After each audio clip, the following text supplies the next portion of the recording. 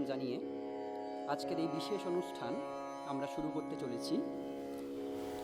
Ramakrishna mission residential college Narendrapur এবং মহাবিদ্যালয় প্রাক্তনীর যৌথ উদ্যোগে প্রথমবার আমরা এইরকম একটি বিশেষ অনুষ্ঠানের আয়োজন করতে পেরেছি।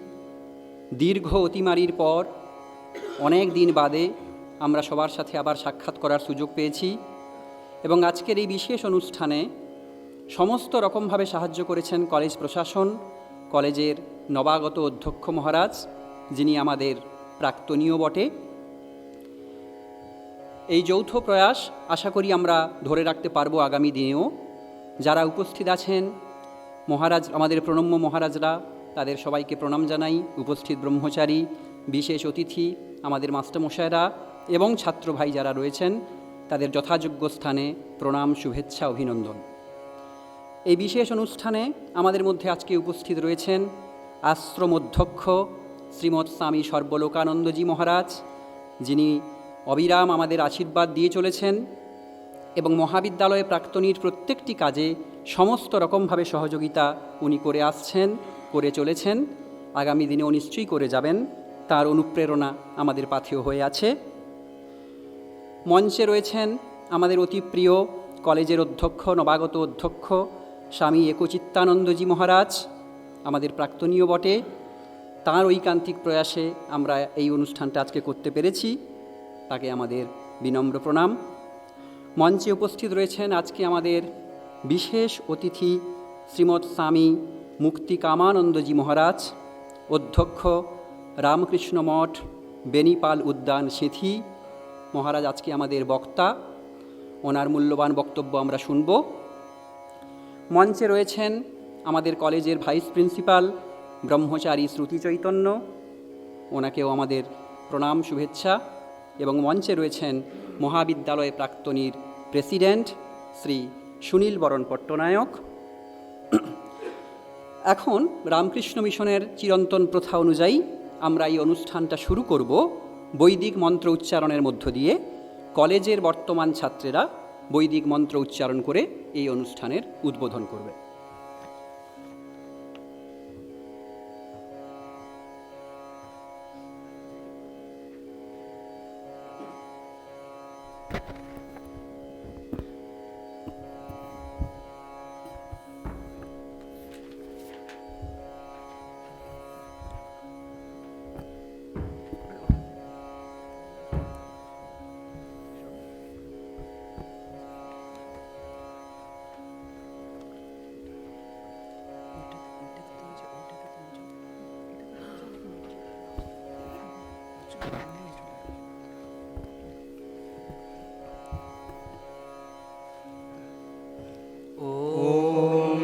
श्रीगुरुभ्यो नमः। हरिः ॐ। सहना भवतु, सहनौ भुनक्तु, सह वीर्यङ्करवावहै, तेजस्विनावधीतमस्तु मा विद्विषावहै। ॐ शान्ति शान्ति शान्तिः। हरिः ॐ। शन्नो मित्र शं वरुणः, शन्नो भवत्वर्यमा, शन्नो इन्द्रो बृहस्पतिः, शन्नो विष्णुरुक्रमः। नमो ब्रह्मणे नमस्ते वायो, त्वमेव प्रत्यक्षं ब्रह्मासि, त्वामेव प्रत्यक्षं ब्रह्म वदिष्यामि, ऋतं वदिष्यामि, सत्यं वदिष्यामि। तन्मामवतु, तद्वक्तारमवतु, अवतु माम्, अवतु वक्तारम्। ॐ शान्ति शान्ति शान्तिः। हरिः ॐ। भद्रं कर्णेभिः शृणुयाम देवाः, भद्रं पश्येमाक्षभिर्यजत्राः, स्थिरैरङ्गैस्तुष्टुवागुंशस्तनूभिः, वशेम देवहितै यदायुः। स्वस्ति न इन्द्रो वृद्धश्रवाः, स्वस्ति नः पूषा विश्ववेदाः, स्वस्ति नास्ताक्ष्यो अरिष्ठनेमिः स्वस्ति नो बृहस्पतिर्दधातु ॐ शान्ति शान्ति शान्तिः हरिः ॐ पूर्णमदः पूर्णमिदं पूर्णात् पूर्णमुदच्यते पूर्णस्य पूर्णमादाय पूर्णमेवावशिष्यते ॐ शान्ति शान्ति शान्तिः हरिः ॐ तत्सत् श्रीरामकृष्णार्पणमस्तु।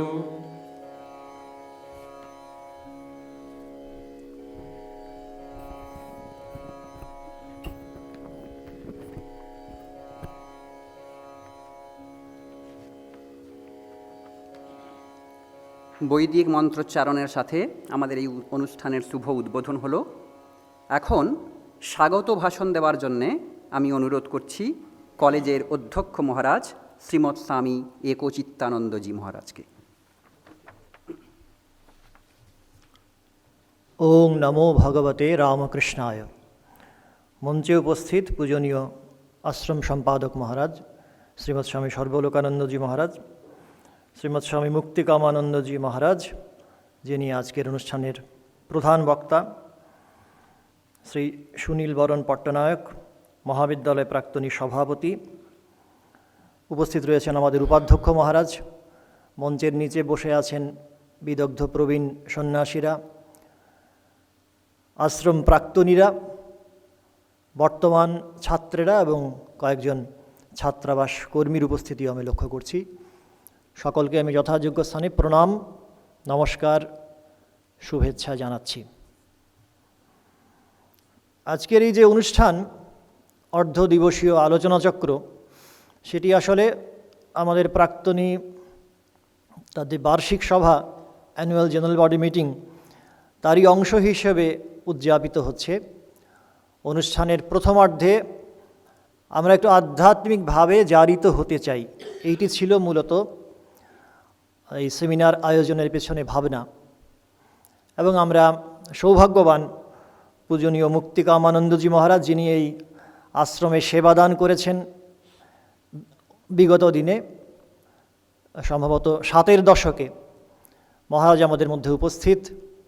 তাঁর আধ্যাত্মিক অনুভূতি লব্ধ গার্হস্থ্য জীবন ও শ্রীরামকৃষ্ণ এই শীর্ষক আলোচনা নিশ্চয়ই আমাদের ঋদ্ধ করবে, এই বিশ্বাস আমাদের সকলেরই রয়েছে। আশ্রমের সঙ্গে যারাই সংযুক্ত থাকেন, তিনি শিক্ষক হন, শিক্ষাকর্মী হন, ছাত্রাবাস কর্মী হন, অবশ্যই প্রাক্তনীরা, প্রত্যেকেই নরেন্দ্রপুরে এসে যার নামাঙ্কিত এই প্রতিষ্ঠান শ্রীরামকৃষ্ণ, তার সম্পর্কে জানার, অনুধ্যান করার অবকাশ পান। নরেন্দ্রপুরের এই উদার, মহৎ এবং সেই সঙ্গে গভীর এই যে বাতাবরণ সকলকেই স্পর্শ করে। গার্হস্থ্য জীবন প্রসঙ্গে মহারাজ নিশ্চয়ই বিস্তৃতভাবে আলোকপাত করবেন, কিন্তু আমাদের মনে হয়েছিল আশ্রম প্রাক্তনী যারা, কলেজ প্রাক্তনী যারা, তারা নিশ্চয়ই খুব আধ্যাত্মিক জীবনযাপনের চেষ্টা করেন, প্রয়াস করেন। সেখানে যদি আমরা কিছু মননের পরিসর তৈরি করতে পারি, আমাদের দিক থেকে হয়তো সেবাদানের একটি ক্ষেত্র প্রস্তুত হয়। শ্রীরামকৃষ্ণ নিঃসন্দেহে এসেছিলেন সন্ন্যাসী, ত্যাগী এবং গৃহী সকলের জন্য। শ্রীরামকৃষ্ণের জীবন আলোচনায় সকলের সমানভাবে পরিপুষ্টির সুযোগ রয়েছে আমরা দেখতে পাই। আদর্শ গার্হস্থ্য জীবন কেমন হতে পারে, শ্রীরামকৃষ্ণ ও শ্রী শ্রী মায়ের জীবন চিন্তনে আমরা তার একটি রূপরেখার নির্দেশ পাই। স্বামীজি কর্মযোগে প্রশ্ন তুলেছেন একটি অধ্যায়ে, আপন আপন কর্মক্ষেত্রে প্রত্যেকেই বড়। সেই অধ্যায়ে প্রশ্ন তুলেছেন, গৃহী না সন্ন্যাসী, কার অবদান সমাজে বেশি? এবং অনুষ্ঠানে অধ্যায়ের শেষে তার চূড়ান্ত নির্ণয়, নিজের নিজের কর্মক্ষেত্রে প্রত্যেকেই বড়।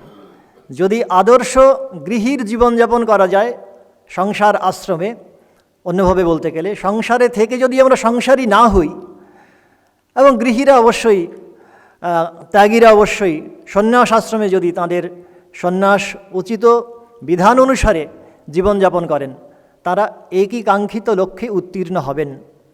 একটি গল্প সেখানে স্বামীজি উল্লেখ করেছেন। এক রাজা প্রশ্ন তুলেছেন এইরকম, কে বড়, গৃহী নাকি ত্যাগী, সন্ন্যাসী নাকি সংসারী? এবং যিনি আসেন তার কাছে সন্ন্যাসীরা, সাধুরা একই প্রশ্ন তিনি বারবার করেন, সদুত্তর পান না। শেষমেশ একজন সন্ন্যাসী এলেন। আসার পরে তিনি বললেন, এই প্রশ্নের যদি নির্ণয় করতে হয়, যদি মীমাংসা করতে হয়, আমাকে আপনার পশ্চাৎ অনুসরণ করতে হবে। রাজা চললেন তার সঙ্গে। তো যেতে যেতে এক বনের ভেতর প্রবেশ করেছে, এক রাজনগরে গিয়ে প্রবেশ করেছেন। সেখানে একজন পরিণত বয়স্ক রাজকন্যা, তার পরিণয় হবে এবং তিনি তার স্বয়ংবর সভায় প্রবেশ করছেন। তিনি তার পছন্দ মতো পাত্র নির্বাচন করবেন। যারাই আসছেন কাউকে তার পছন্দ হচ্ছে না। পরিশেষে একজন সন্ন্যাসী, যুবা সন্ন্যাসী এসে প্রবেশ করলেন এবং তাকেই তার পছন্দ হলো, নির্বাচন হলো।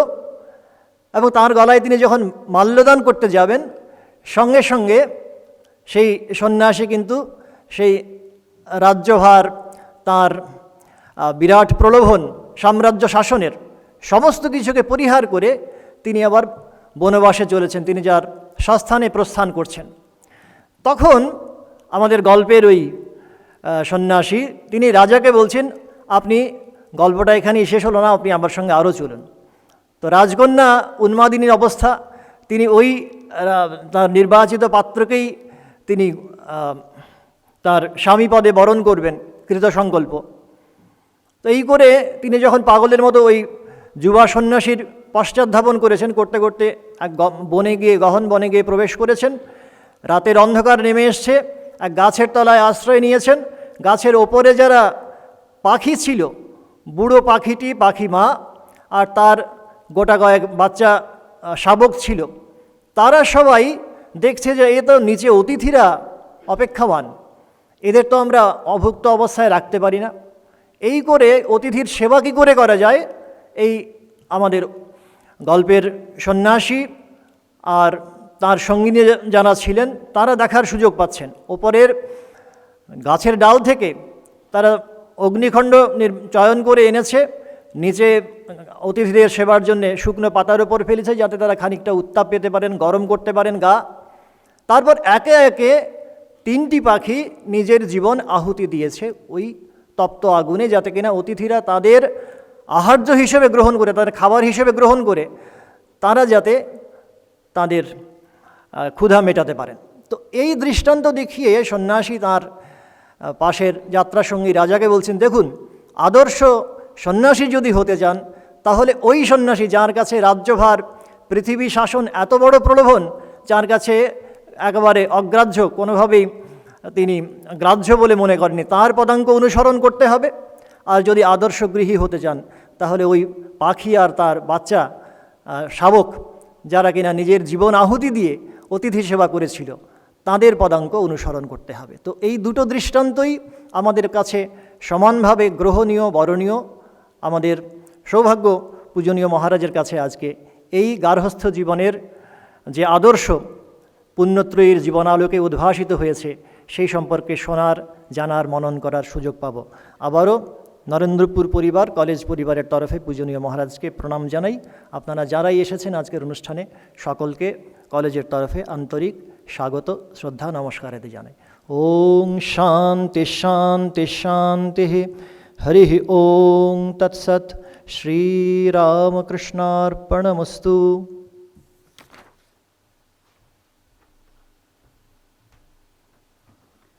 স্বাগত ভাষণ দিলেন কলেজের অধ্যক্ষ স্বামী একচিত্তানন্দজি মহারাজ। মহারাজ তার সংক্ষিপ্ত আলোচনার মধ্যে আজকের আলোচনার মূল সুরটি আমাদের ধরিয়ে দিলেন, যাতে পরবর্তী আলোচনাগুলি নিতে আমাদের সুবিধে হয়। এখন আমাদের অতিথি বরণ হবে। অতিথি বরণ করবেন কলেজের উপাধ্যক্ষ ব্রহ্মচারী শ্রুতি চৈতন্য।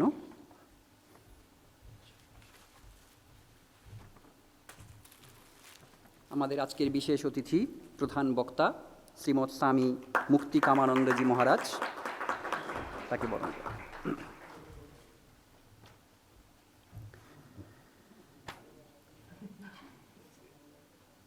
এখন আজকের এই অনুষ্ঠানের প্রারম্ভিক ভাষণ দেওয়ার জন্যে আমি আশ্রমের বর্তমান অধ্যক্ষ মহারাজ শ্রীমৎ স্বামী সর্বলোকানন্দজি মহারাজকে অনুরোধ করছি, তিনি তার প্রারম্ভিক ভাষণ রাখুন আমাদের সামনে।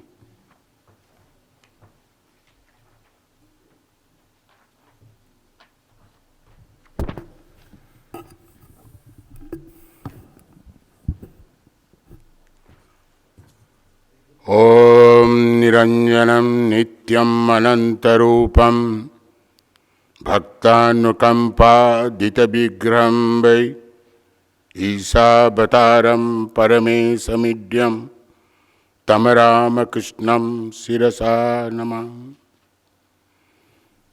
মঞ্চে উপবিষ্ট আজকের প্রধান বক্তা শ্রদ্ধেয় স্বামী মুক্তিকামানন্দজি, মহাবিদ্যালয়ের অধ্যক্ষ স্বামী একচিত্তানন্দজি, তার আসনে রয়েছেন শ্রী সুনীল পট্টনায়ক মহাশয় এবং এই কলেজের ভাইস প্রিন্সিপাল ব্রহ্মচারী শ্রুতি চৈতন্য। সম্মুখে দেখতে পাচ্ছি শ্রদ্ধেয় এবং প্রিয় সন্ন্যাসীবৃন্দ, ব্রহ্মচারীবৃন্দ, আশ্রম ছাত্রাবাস প্রাক্তনী, কলেজ মহাবিদ্যালয় ছাত্র প্রাক্তনী এবং বর্তমান ছাত্রবৃন্দ। একটু আগেই শুনছিলেন কেন আজকের এই সভা। আমরা সবসময় মিটিং করি, যে মিটিংয়ে সবসময় বিজনেস টক হয়ে থাকে, তাই আমরা চিন্তা করলাম যে আজকে মহাবিদ্যালয় প্রাক্তনীর বড় জেনারেল মিটিং, সেই মিটিং শুরু হওয়ার আগে একটা যাতে আধ্যাত্মিক পরিবেশ সৃষ্টি করা যায়, সেই জন্য আজকের এই সভার আয়োজন। আমরা সকলেই জীবনযাপন করি, সাধারণ যে গৃহস্থ জীবন, সেই জীবনে যে সবসময় দুঃখ কষ্ট বা অশান্তি থাকে তা নয়, কিন্তু প্রকৃত সুখ এবং শান্তি পেতে হলে তার জন্য দরকার জীবনযাপনের কৌশল, যাকে ইংরেজিতে বলা হয় আর্ট অফ লিভিং। জিনে কি কলা, কি কৌশলে কিভাবে জীবনযাপন করলে আমাদের জীবন যাত্রা মধুময় হবে, সুখময় হবে, সেটা আমাদের ভাববার দরকার আছে। শ্রীরামকৃষ্ণ আমাদের গৃহস্থদের ক্ষেত্রে জীবনযাপন করার জন্য এক বিরাট কৌশল দিয়ে গেছেন। সেই কৌশল হচ্ছে spiritual technique of leading household life. কীভাবে জীবনযাপন করলে বিশেষ করে গৃহস্থদের ক্ষেত্রে অতটা কষ্ট হবে না, অতটা দুঃখ হবে না, অতটা অশান্তি হবে না। এই প্রসঙ্গে উল্লেখ করি শ্রীরামকৃষ্ণ এবং বঙ্কিমচন্দ্র চট্টোপাধ্যায়ের কথোপকথন, এক সুন্দর অদ্ভুত কথোপকথন। শ্রীরামকৃষ্ণের ভক্ত অধরচন্দ্র সেন, তিনি ডেপুটি ম্যাজিস্ট্রেট ছিলেন, শ্রীরামকৃষ্ণকে খুব শ্রদ্ধা করতেন। একবার অধরচন্দ্র সেন আমন্ত্রণ জানালেন শ্রীরামকৃষ্ণকে তার বাড়িতে। যেহেতু শ্রীরামকৃষ্ণ তার বাড়িতে আসছেন, সেই জন্য অধরচন্দ্র সেন তার অনেক বন্ধু বান্ধব তাদেরও আমন্ত্রণ জানালেন এবং আমন্ত্রিতদের মধ্যে ছিলেন সাহিত্য সম্রাট, বন্দে মাতরমের রচয়িতা বঙ্কিমচন্দ্র চট্টোপাধ্যায়। শ্রীরামকৃষ্ণ এসেছেন, অনেক লোকজন এসেছে, উপস্থিত হয়েছে বঙ্কিমচন্দ্র চট্টোপাধ্যায়। অধরচন্দ্র সেন শ্রীরামকৃষ্ণকে বঙ্কিমচন্দ্র চট্টোপাধ্যায়ের সঙ্গে পরিচয় করিয়ে দিচ্ছেন। কথোপকথন চলছে। শ্রীরামকৃষ্ণ হঠাৎ বঙ্কিমবাবুকে প্রশ্ন করলেন, হ্যাঁ বঙ্কিম, বলো তো মনুষ্য জীবনের উদ্দেশ্য কী? মনুষ্য জীবনের উদ্দেশ্য কী? বঙ্কিমবাবু স্বাভাবিকভাবে যেমন আমরা বলে থাকি, to eat, drink and be merry, অর্থাৎ খাওয়া দাওয়া করা, চলাফেরা করা, আনন্দ হই হুল্লোড় করা, এটাই হচ্ছে মনুষ্য জীবনের উদ্দেশ্য। বঙ্কিমবাবু কথা বললেন এবং বঙ্কিমবাবুর কাছ থেকে এই কথা শুনে শ্রীরামকৃষ্ণ অত্যন্ত বিরক্ত হলেন এবং বিরক্ত হয়ে বলছেন, তুমি তো বড় ছাঁচড়া দেখছি, তোমার মুখে এই কথা? মনুষ্য জীবনের উদ্দেশ্য কেবল খাওয়া দাওয়া, আনন্দ করা, হয়ে হুল্লোড় করে চলে যাওয়া? এটা তো মনুষ্য জীবনের উদ্দেশ্য হতে পারে না। হ্যাঁ, খাওয়া দাওয়া করা, বেঁচে থাকা, আনন্দ করা নিশ্চয়ই একটা উদ্দেশ্য হতে পারে, কিন্তু মনুষ্য জীবনের প্রকৃত উদ্দেশ্য কিন্তু এটা নয়। মনুষ্য জীবনের প্রকৃত উদ্দেশ্য হচ্ছে ঈশ্বর লাভ। শ্রীরামকৃষ্ণ আরও পরিষ্কার করে বলছেন বঙ্কিমবাবুকে, শোনো বঙ্কিম, টাকা পয়সায় কি হয়? ঘর বাড়ি হয়, খাওয়া দাওয়া হয়, জামা কাপড় হয়। টাকা তো মাত্র এইসবই হয়। টাকাতে এসব ছাড়া তো আর কিছু হয় না। যেমন বলছেন স্বামী বিবেকানন্দ, কি বলছেন, সুন্দরভাবে বলছেন যে মানুষই টাকা তৈরি করে, টাকা মানুষ তৈরি করে না। অর্থাৎ কেবল অর্থ উপার্জন করা আর খাওয়া দাওয়া আর জীবনে বেঁচে থাকায় তার জীবনের প্রকৃত উদ্দেশ্য হতে পারে না। খুব স্পষ্টভাবে শ্রীরামকৃষ্ণ বললেন বঙ্কিমবাবুকে। এবং এর থেকে বোঝা যাচ্ছে যে আমরা ঠিক জীবনযাপন করব ঠিকই, কিন্তু কিভাবে জীবনযাপন করব? যে জীবনযাপন করলে কিন্তু অশান্তি থাকবে না, আনন্দ থাকবে, এবং যে জীবনযাপন আমরা করে থাকি এবং যা কিছু পাওয়ার চেষ্টা করে থাকি, সেসব পাওয়া কিন্তু বলতে গেলে পার্মানেন্ট নয়। ইমপারমানেন্ট যাকে ইংরেজিতে বলা হয়, তার অস্তিত্ব কিন্তু ক্ষণিক। একটা কিছু পাওয়ার পর আমাদের আনন্দ হয় ঠিকই, খানিকটা শান্তি হয় ঠিকই, পিস অ্যান্ড হ্যাপিনেস, কিন্তু সেটা অত্যন্ত ক্ষণিক। আজ আছে কাল নেই, আজ আছে কাল নেই, সেই অত্যন্ত ক্ষণিক। এবং এই ক্ষণিক পাওয়ার পেছনে আমরা ছুটে বেড়াই, সকলেই ছুটে বেড়াই, এবং তাতে কিন্তু প্রকৃত আনন্দ এবং শান্তি পাওয়া যায় না। What is the most wanted thing in human life? টাকা, পয়সা, মান, প্রতিষ্ঠা, ইজ্জত। এটা কিন্তু মানুষের সব পাওয়া নয়। প্রত্যেক মানুষ মাত্রই কিন্তু চায় শান্তি, কিন্তু যেভাবে আমরা জীবনযাপন সাধারণত করে থাকি তাতে কিন্তু প্রকৃত শান্তি পাওয়া যায় না, এবং সেই শান্তি অত্যন্ত ক্ষণিক। সেই জন্য পার্মানেন্ট পিস অ্যান্ড হ্যাপিনেসের জন্য শ্রীরামকৃষ্ণ বলে গেলেন কিভাবে আমাদের জীবনযাপন করতে হবে। কেবল গার্হস্থ্যদের বা গৃহস্থদের পক্ষে নয়, আমাদের সন্ন্যাসীদের ক্ষেত্রেও তিনি বলে গেলেন।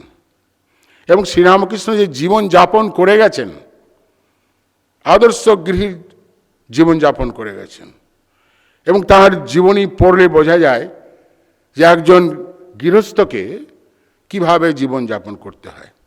অনেকের ধারণা হবে শ্রীরামকৃষ্ণ অত্যন্ত ত্যাগী ছিলেন, তিনি টাকা পয়সা রোজগার করা ইত্যাদি ইত্যাদি বোধহয় পছন্দ করতেন না। তাই এক ভক্ত একদিন শ্রীরামকৃষ্ণকে জিজ্ঞাসা করছে, কি জিজ্ঞাসা করছে, যে ঠাকুর, এই টাকা পয়সা রোজগার করা কি খুব ভালো নয়? শ্রীরামকৃষ্ণ কি উত্তর ছিলেন? শ্রীরামকৃষ্ণ অত্যন্ত ব্যবহারিক ছিলেন। হি ওয়াজ ভেরি প্র্যাকটিক্যাল, অত্যন্ত ব্যবহারিক। তিনি সবসময় সমাধিস্থ হয়ে আছেন, অর্ধবাহ্য দাসায় হয়ে আছেন, কিন্তু আমাদের ভাবা উচিত নয় তিনি সব সাংসারিক ব্যাপার নিয়ে বা এসব ব্যাপার নিয়ে তিনি মোটেই ভাবতেন না, এটা মোটেই নয়। হি ওয়াজ ভেরি প্র্যাকটিক্যাল যাকে বলে বাংলায় বলে ব্যবহারিক, অত্যন্ত ব্যবহারিক ছিলেন। শ্রীরামকৃষ্ণ শুনে বলছেন, সে কি, টাকা পয়সা নিশ্চয় রোজগার করবে, তোমার পুত্র পরিবারকে প্রতিপালন করবে কে, টাকা পয়সা নিশ্চয় উপার্জন করবে, তোমার পরিবারের প্রতিপালন করবে ঠিকই, কিন্তু শ্রীরামকৃষ্ণ একটা শর্ত দিলেন। শ্রীরামকৃষ্ণ এখানে স্পিরিচুয়াল টেকনিক, কৌশল বলে দিলেন। টাকা পয়সা রোজগার করবে ঠিকই, বলছেন যে করবে ঠিকই, কিন্তু অসৎ উপায়ে নয়। Don't earn money by unfair means. শুধু তাই বলছেন না, আরও এগিয়ে গিয়ে বলছেন যে এইসব পরিবার প্রতিপালন করার পরে যদি টাকা থাকে বেঁচে উদ্বৃত্ত, তাহলে অপরের সাহায্য করার, যারা সাহায্য চায় পরের উপকার করার জন্য, সেই টাকা খরচা করবে। ওয়ান্ডারফুল, কি সুন্দর কথা বলছেন। কেন বলছেন এই কথা তিনি? আমরা একটু গভীরে যাই, তাহলে দেখব যে অসৎ উপায়ে টাকা উপার্জন করে কেউ কোনোদিন মনে সুখী হতে পারেনি, কেউ কোনোদিন মনে শান্তি পায়নি। Always there is a fear সাইকোসিস, যাকে ইংরেজিতে বলা হয়। সব সময় চিন্তা, কি হবে না হবে, কে ধরবে, পুলিশ আসবে, সিবিআই আসবে, ইডি আসবে, অমুক আসবে, তমুক আসবে। সব সময় একটা মানুষ আতঙ্কিত, ভীত, অশান্ত।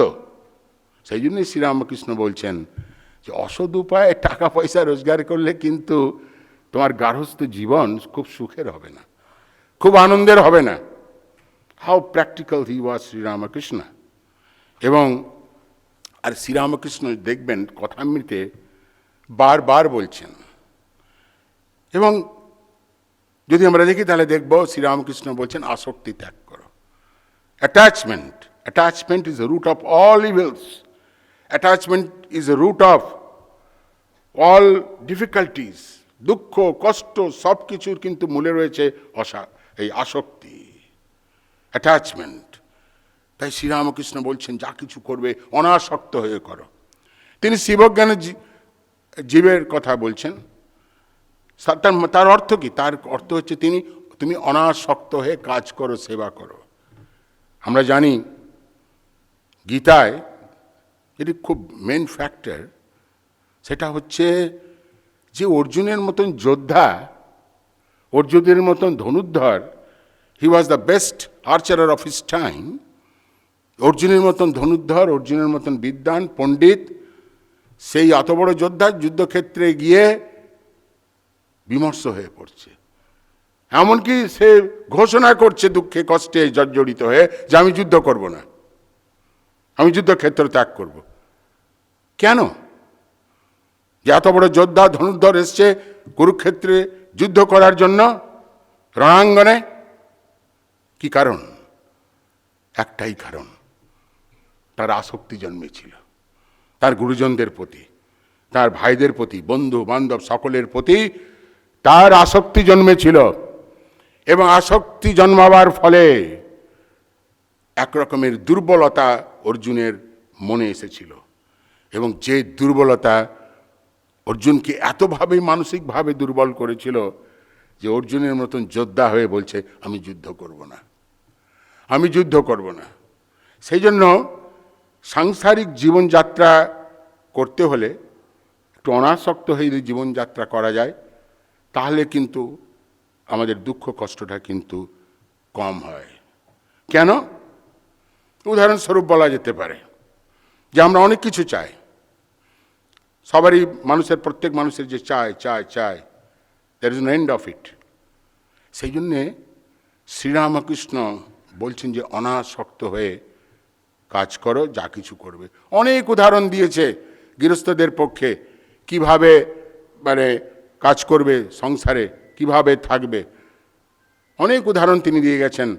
যেমন তিনি বিখ্যাত উদাহরণ দিয়ে গেছেন। কি উদাহরণ দিয়ে গেছেন? যে সংসারে থাকবে, কাজ করবে, দাসীর মতন থাকবে, লাইক এ মেড সার্ভেন্ট। দাসী কি করে? যেহেতু বাড়িতে আজকাল অবশ্য মেড সার্ভেন্টের খুব অভাব পাওয়া যায় না। দাসী কি করে? দাসী তার মুনিবের ছেলেকে লালন পালন করে, নিজের ছেলের মতন লালন পালন করে বড় করে তোলে। কিন্তু দাসী মনে মনে জানে যে এ তার নিজের ছেলে নয়, তার নিজের ছেলে দেশে রয়েছে, নিজের ছেলে দেশে রয়েছে। নিরাসক্তভাবে সে দাসী তার মুনিবের ছেলেদের দেখাশোনা করে, লালন পালন করে। সে জানে আমার ছেলে কিন্তু এরা নয়, আমার ছেলে কিন্তু দেশে রয়েছে। একটি ঘটনা বলি। একজন দাসী সে বাড়িতে, মুনিবের বাড়িতে কাজকর্ম করে। মুনিব খুব ধনী ব্যক্তি এবং এই মুনিবের খুব শখ ছিল ভালো দামি কাপে চা খাওয়ার। যখন চা দিতে আসছিল এই দাসী, মেড সার্ভেন্ট, মুনিবকে নিয়ে আসতে গিয়ে যে করে হাত পছলেও কাপটি ভেঙে যায়। কাপটি ভেঙে যায়। দুজনে গৃহকর্তা এবং গৃহকর্ত্রী অত্যন্ত বিরক্ত যে এত দামি কাপ তুমি ফেলে দিলে, গেট আউট, তোমাকে আর আজ থেকে কাজ করতে হবে না। দাসীর কিন্তু বিন্দুমাত্র দুঃখ হয়নি, তাকে চলে যেতে হবে। সে তো নিরাসক্ত, টাকা পায়, মনিবের ছেলেদের দেখাশোনা করে, কাজকর্ম করে, আদর যত্ন করে এবং বলে হ্যাঁ আমি চলে যাবো, আমার যা পাওনা দেওনা আছে আমার দিয়ে দিন, আমি চলে যাব। এর মাধ্যমে what is the moral teaching of this incident? Moral teaching হচ্ছে যে দাসী যেরকম করে কাজ করে শ্রীরামকৃষ্ণ বলছে মনিবের বাড়িতে, সেই রকম সংসারে ওইভাবে থাকতে হবে। যদি সংসারে ওইভাবে থাকা যায়, কাজ করা যায়, জীবনযাত্রা করা যায়, তাহলে কিন্তু জীবনে ঠিক ঠিক শান্তি, আনন্দ ইত্যাদি পাওয়া যাবে। তাই ছত্রে ছত্রে কথা মৃতে লেখা রয়েছে কিভাবে গৃহস্থদের জীবন যাপন করতে হয়। এবং এই সব যা লেখা রয়েছে, যেটা প্রথমে বলেছিলাম, যে Sri Ramakrishna has given us a wonderful spiritual technique of leading household life. কৌশল আমাদের বলে দিয়ে গেছেন। কথামৃত পড়ুন, দেখবেন সাহস পাবেন, শক্তি পাবেন, এগিয়ে যাবার প্রেরণা পাবেন জীবনে, যার ফলে জীবন কিন্তু অতটা দুঃখময় হবে না। তো আজকে এই পর্যন্ত আমরা অধীর আগ্রহে অপেক্ষা করছি এই বিষয়ের উপরে আলোকপাত যিনি করবেন, শ্রী মুক্তি কামানন্দজি, এবং তিনি অত্যন্ত বিদগ্ধ একজন সন্ন্যাসী, বর্ষিয়ান সন্ন্যাসী।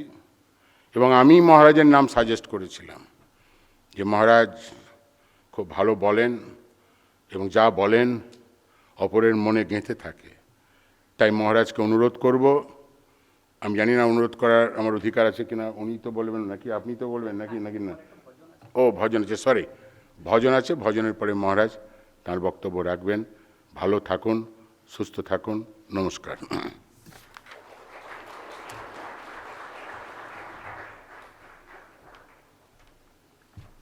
মহারাজকে প্রণাম।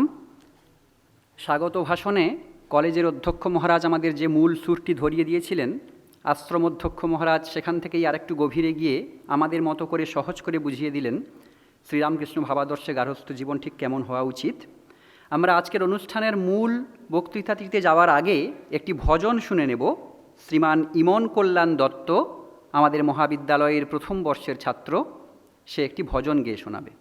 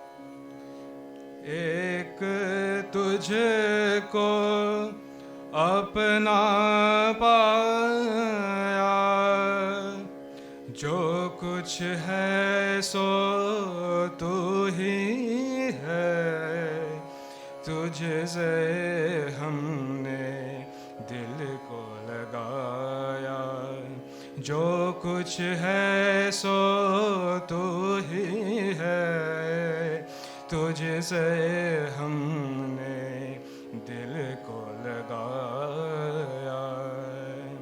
सबके मका दिल काम की तू, कौन सा दिल है जिसमें नहीं तू, सबके मका दिल काम की तू, कौन सा दिल है जिसमें नहीं तू, हर एक दिल में तू ही समाया, हर एक दिल में तू ही समाया, जो कुछ है सो तू ही है, तुझसे हमने दिल को लगाया।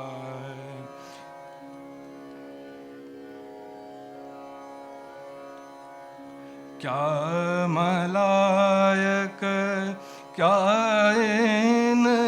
इंसान, क्या हिंदू क्या मुसलमान, जैसे चाहा तूने बनाया, जैसे चाहा तूने बनाया, जो कुछ है सो तू ही है, तुझसे हमने दिल को लगाया, जो कुछ है सो तू ही है, तुझसे हमने दिल को लगाया। काबा में क्या देवालय में क्या, देवालय में क्या,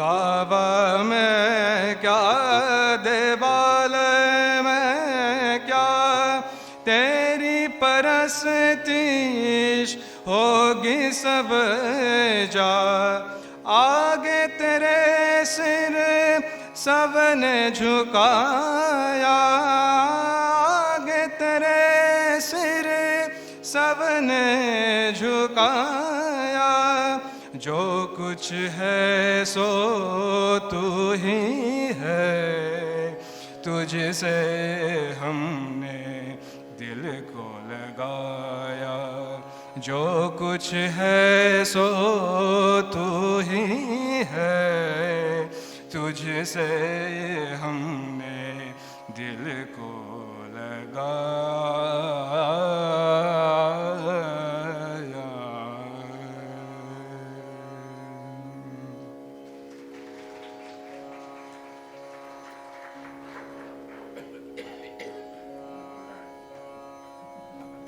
খুব সুন্দর ভজন শুনলাম আমরা ইমন কল্যাণের কাছে। মহারাজ একটু আগেই বলেছিলেন নামটাও খুব সার্থক, ইমন কল্যাণ। এবং তার সাথে ভাই তোমার নামটা একটু বলবে, আর যে শুভাশিস দে সাহায্য করলো। অনেক ধন্যবাদ দুজনকেই। এখন আমরা আজকের অনুষ্ঠানের মূল জায়গায় চলে আসব। আমাদের প্রধান বক্তা শ্রীমৎ স্বামী মুক্তিকামানন্দজি মহারাজ, অধ্যক্ষ, রামকৃষ্ণ মঠ বেনিপাল উদ্যান সিঁথি, তিনি বক্তৃতা রাখবেন। আমি একটু আগেই মহারাজের বক্তৃতা থেকে জানলাম যে উনি একসময় এখানে ছিলেন আমাদের নরেন্দ্রপুরে, সুতরাং উনি আমাদেরই লোক এরকম দাবি করতেই পারি। আমরা তার আলোচনা শুনব, ঋদ্ধ হব। আমরা অনেকেই এর আগে ইউটিউবে ওনার কয়েকটি আলোচনা শুনেছি, আজকে প্রত্যক্ষভাবে সামনাসামনি শুনতে পাবো।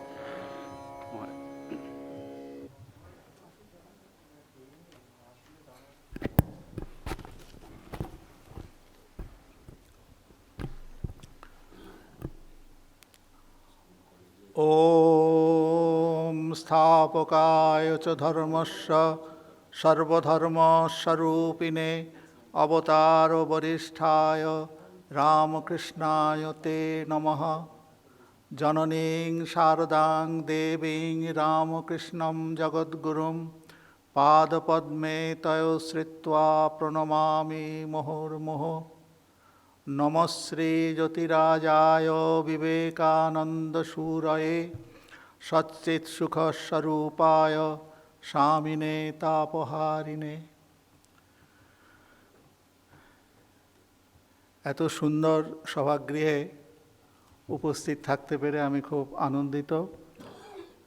মঞ্চে উপবিষ্ট আশ্রম সম্পাদক শ্রীমৎ স্বামী সর্বলোকানন্দজি, আমাদের দুজনের অনেক পুরনো পরিচয়, সেই সূত্রে আমাদের একটু বেশি স্নেহ বন্ধন আছে, তাই তিনি ডেকেছেন।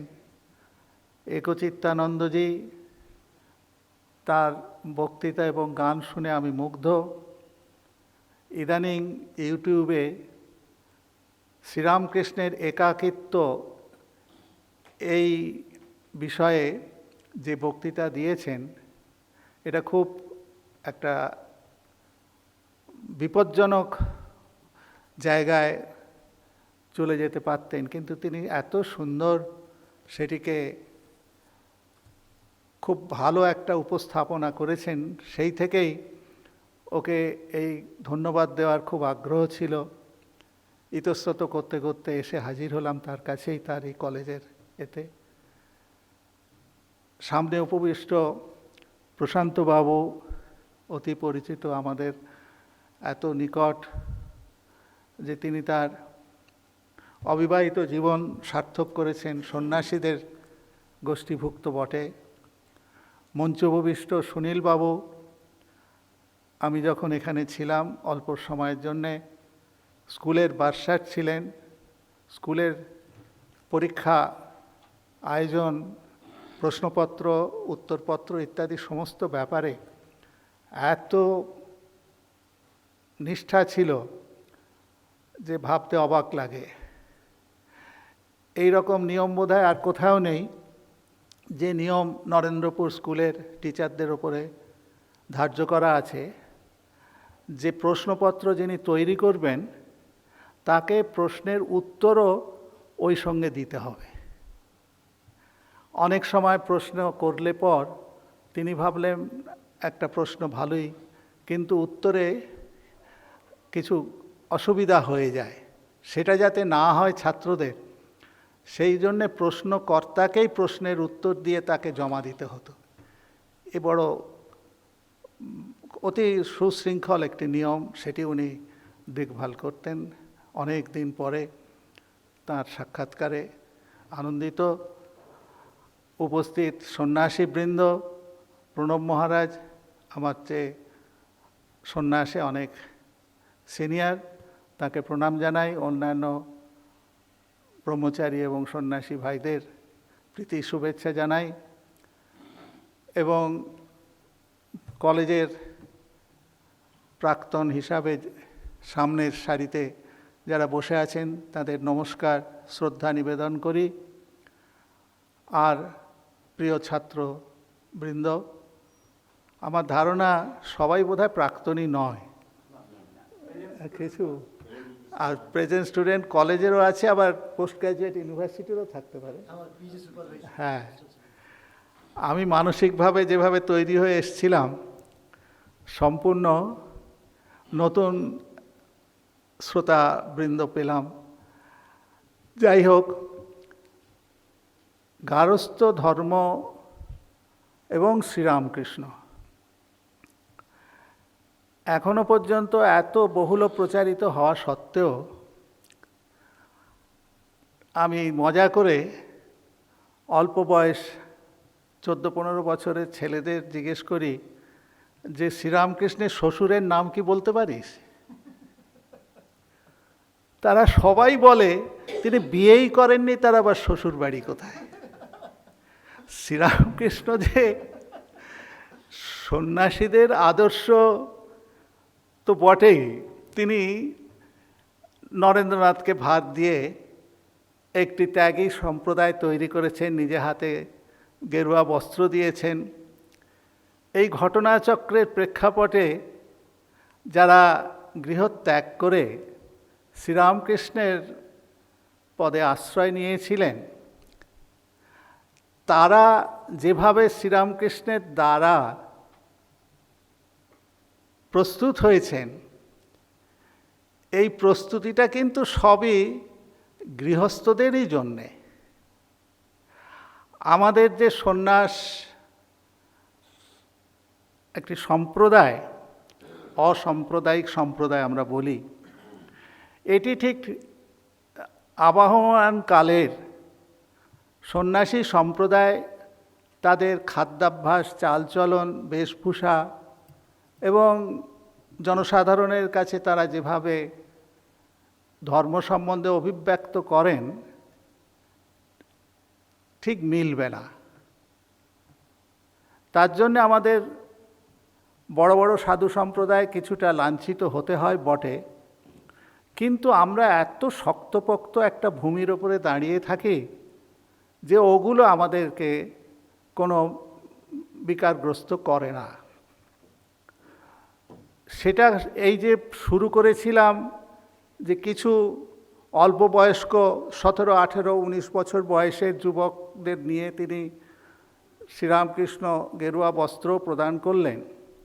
পরবর্তীকালে মা শারদা আরও প্রাচীন, অতি প্রাচীন বৌদ্ধ যুগের থেকে সংগঠিত যে সন্ন্যাসী সম্প্রদায়, বুদ্ধগয়া দর্শনের সময় তাদের নিয়ম শৃঙ্খলা এবং একটি সুষ্ঠু জীবন প্রণালী দেখেছিলেন, তাতে তিনি শ্রীরামকৃষ্ণের কাছে আদায় করে নিয়েছিলেন প্রার্থনা করে যে ঠাকুর, ভারতবর্ষে যুগ যুগ ধরে এমন কিছু ত্যাগী গৃহত্যাগ করে ধর্ম আশ্রয় করে সমাজকে পুষ্টিদান করে বটে, কিন্তু অমন গাছতলার সাধুর জন্যে তোমার তো আসার প্রয়োজন ছিল না, ও তো ট্র্যাডিশনালি চলছিলই। একই মাতৃগর্ভে কিছু সন্তান প্রবৃত্তি মার্গ অবলম্বন করেন, কচ্ছিৎ কেউ নিবৃত্তি মার্গ বাল্যকাল থেকেই অবলম্বন করেন। এটি ভারতবর্ষের একটা সনাতন রীতি। সেখানে তোমার আসার প্রয়োজন নেই, তুমি এসেছো, নাচলে গাইলে চলে গেলে হবে না, তোমাকে দিতে হবে। যারা গৃহত্যাগ করে আসছে তাদের যেন মোটা ভাত কাপড়ের অভাব না হয়, তোমার ভাব নিয়ে তারা যেন একত্রে বসবাস করে। আর 3 নম্বরে যেটা চাইলেন, বললেন তোমার ভক্ত সংসারীরা যখন সংসারের দাবদাহে কষ্ট পাবে, তারা এইসব আশ্রমে এসে শান্তি লাভ করবে। এই 3টি আদায় করে নিয়েছেন মা শারদা, ঈশ্বর যিনি, সেই নিয়ন্তা শ্রীরামকৃষ্ণের কাছ থেকে।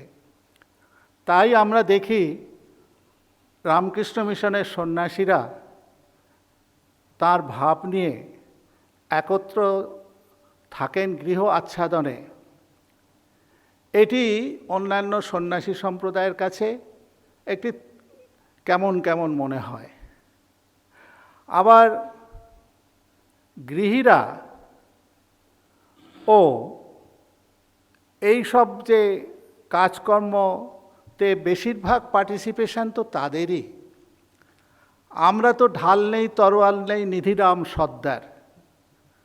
এই সর্বলোকানন্দজির আমলে ফসফস করে যেন ভেলকিবাজির মতন বিশাল বিশাল বিল্ডিং, অডিটোরিয়াম, কত কী হচ্ছে। আমরা দূর থেকে সব উৎফুল্ল হই যে বাবা, নরেন্দ্রপুরে ইউনিভার্সিটির বিল্ডিং একের পর এক হয়ে চলেছে। কিন্তু এগুলো হওয়ার ছিল, ওনার আমলেই হওয়ার ছিল বলেই হয়েছে।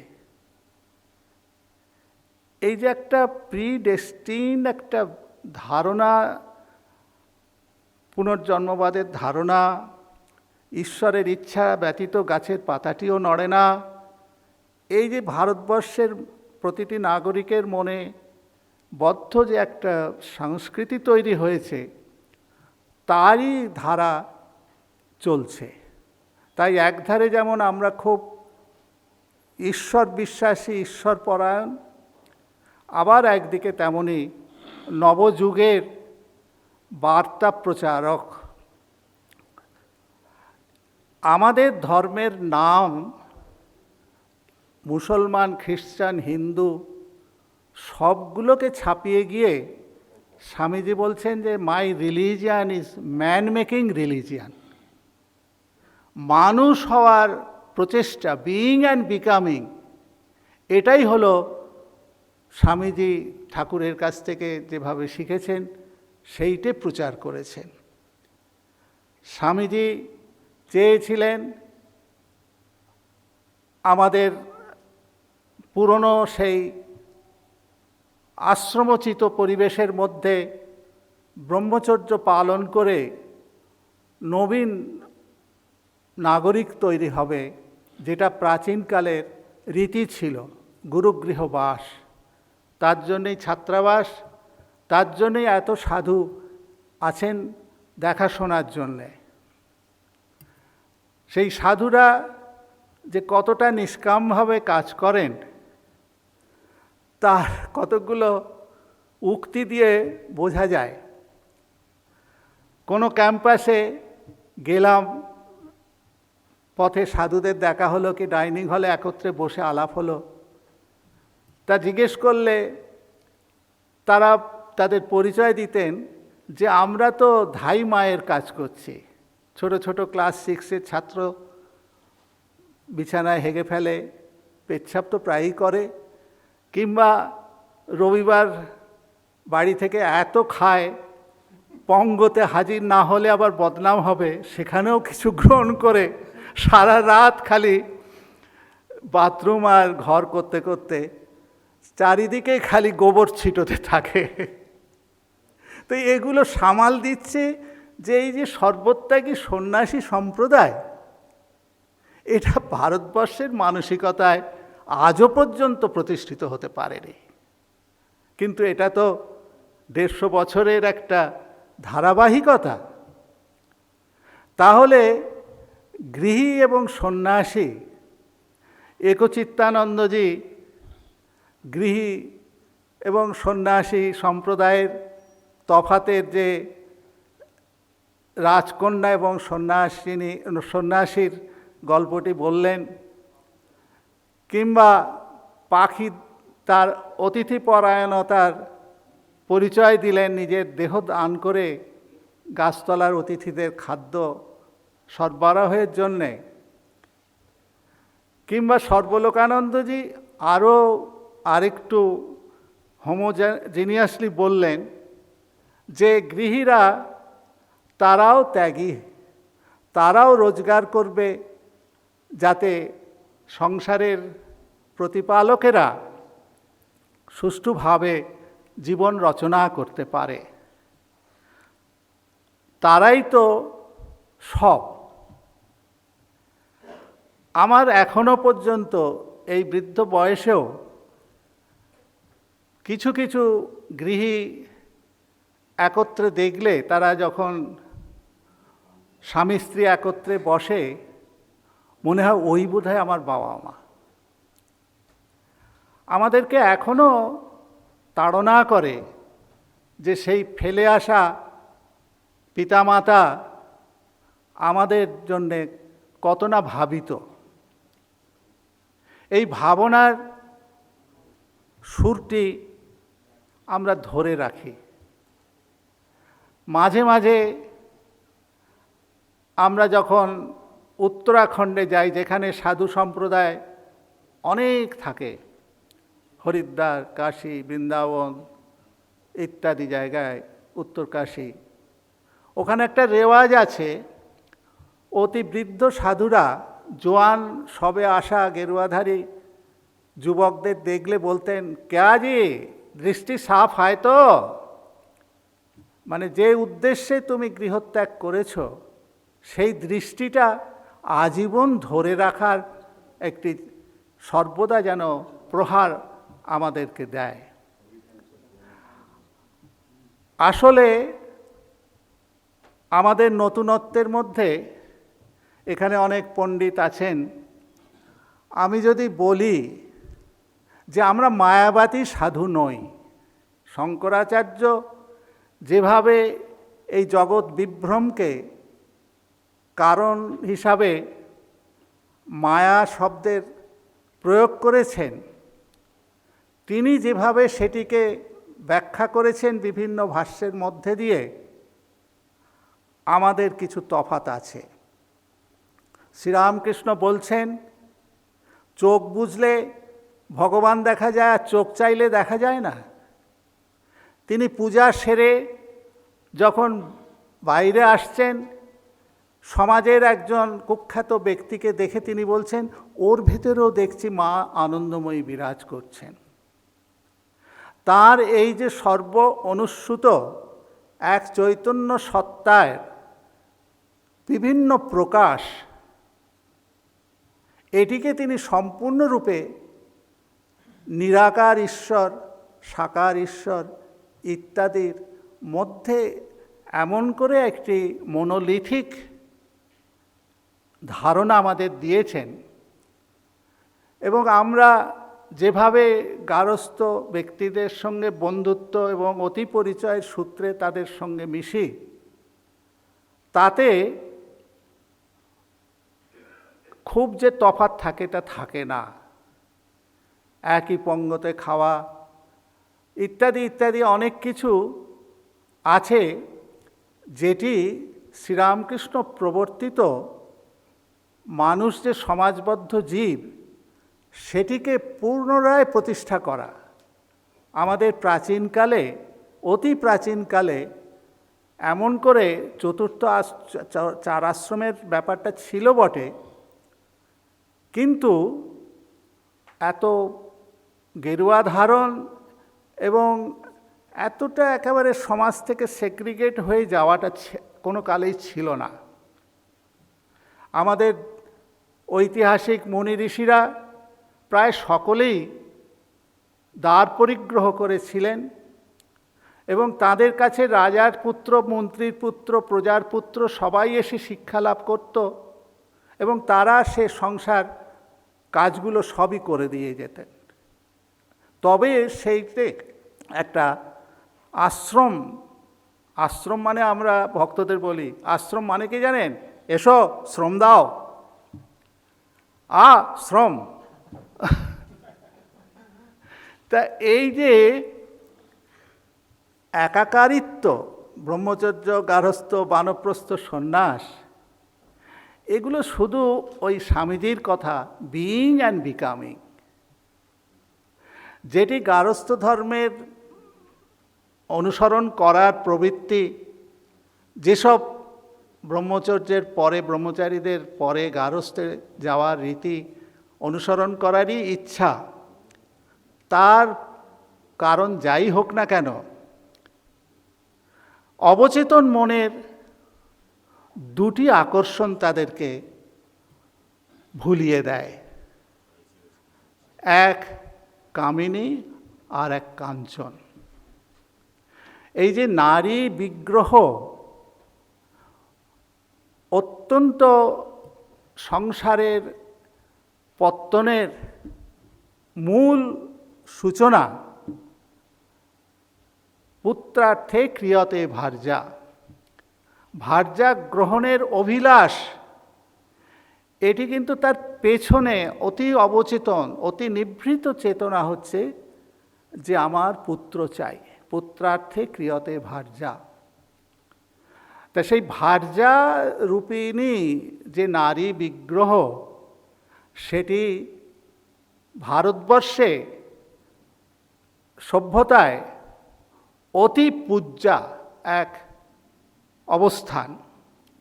সেটি এদিক ওদিক থেকে যেভাবেই পাই না কেন, স্বামী শারদানন্দজি এই নারী বিগ্রহ সম্বন্ধে অত্যন্ত সাবলীলভাবে বলে গেছেন।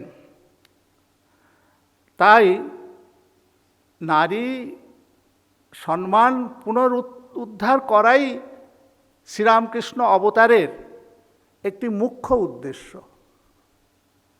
প্রতি অবতার আসেন যুগ প্রয়োজনে পুরনো ধর্মকে নতুন ভাষায়, নতুন ভঙ্গিতে এত সহজভাবে প্রতিষ্ঠিত করে যান যে আমরা অজ্ঞাতসারে সেগুলোকে মেনে নিই এবং সেই পথকে অনুসরণ করি।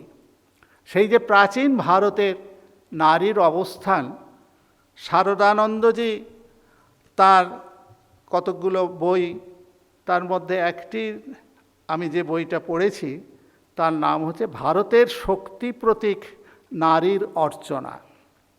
আমি লিখে এনেছি কিছুটা, ঠিক বলতে পারবো না বলেই শুনিয়ে দিই।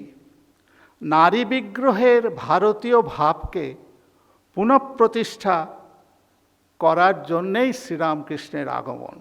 শ্রীরামকৃষ্ণের আগমনের মুখ্য উদ্দেশ্য একটা আমরা খুব বেশি করে বলে থাকি, মাতৃভাব প্রতিষ্ঠা করার জন্যেই এবারে শ্রীরামকৃষ্ণের আগমন। তিনি মা শারদাকে তার দায়িত্ব দিয়েছেন, যার জন্যে তিনি অন্তরীণ হলেও আরও 36 বছর মা শারদা আমাদের রাস টেনেছেন এবং সেই রাস টানার প্রক্রিয়ায় তাকে যেমন গৃহীদেরকেও পরিচালিত করেছেন, আবার সন্ন্যাসীদেরও পরিচালনা করেছেন। স্বামী বিবেকানন্দ স্বতঃস্ফূর্তভাবে তাই মা শারদাকে আমাদের সংঘ জননী করেছেন। আর এই সংঘ শব্দের আমাদের সংস্কারগতভাবে যে অর্থই থাকুক না কেন, আমাদের গুরুজনেরা ঘোষণা করে গেছেন সংঘের সদস্য শুধু সন্ন্যাসী ব্রহ্মচারীরা নয়, পূর্ণ মর্যাদায় গৃহীরাও বটে। স্বামীজি যখন এসে সংঘের প্রয়োজন বোধ করে প্রতিষ্ঠা করলেন, সেখানে তিনি প্রথম থেকেই 2টি যমজ পুত্র উদ্ধার করেছিলেন। একটি শ্রীরামকৃষ্ণ মঠ, আরেকটি রামকৃষ্ণ মিশন। তিনি ভেবেছিলেন মিশনের কর্মপ্রণালী যারা গৃহে আছেন, ভার্যা গ্রহণ করে আছেন, তারা পরিচালনা করবে, আর মঠ মন্দির প্রধান হয়ে সন্ন্যাসীদের বাসস্থান হবে এবং তারাই পরিচালিত করবে। কিন্তু ঘটনাচক্রে তেমন করে পার্টিসিপেশন হয়নি, তাই সন্ন্যাসীদেরই 2টি সংঘ একদম প্যারালাল, এ দুটো কোনো একত্রীকরণের ব্যাপার নয়, রামকৃষ্ণ মিশন, রামকৃষ্ণ মঠ। এই কালকের আগামী 20 তারিখ, কালকের রবিবার বিকেলবেলা 3টের সময় বেলুড় মঠে রামকৃষ্ণ মিশনের জেনারেল মিটিং হবে। সেখানে সব কত বাবুরা সব কোঁচা দুলিয়ে যাবেন, একটা গর্ব যে আমি রামকৃষ্ণ মিশনের সদস্য। মিটিং হবে, তাদের কাছে সারা বছরের জমা খরচের হিসাব ঘোষণা করা হবে এবং আমরা সব কিছু তাদেরকে এইরকম একটা বরণ ডালির মতো সাজিয়ে উত্থাপন করব। অর্থাৎ ভাবটা হচ্ছে যে রামকৃষ্ণ মিশনের আপনারাই সদস্য, আমরা খালি অচির স্বরূপে এটাকে পরিচালনা করছি।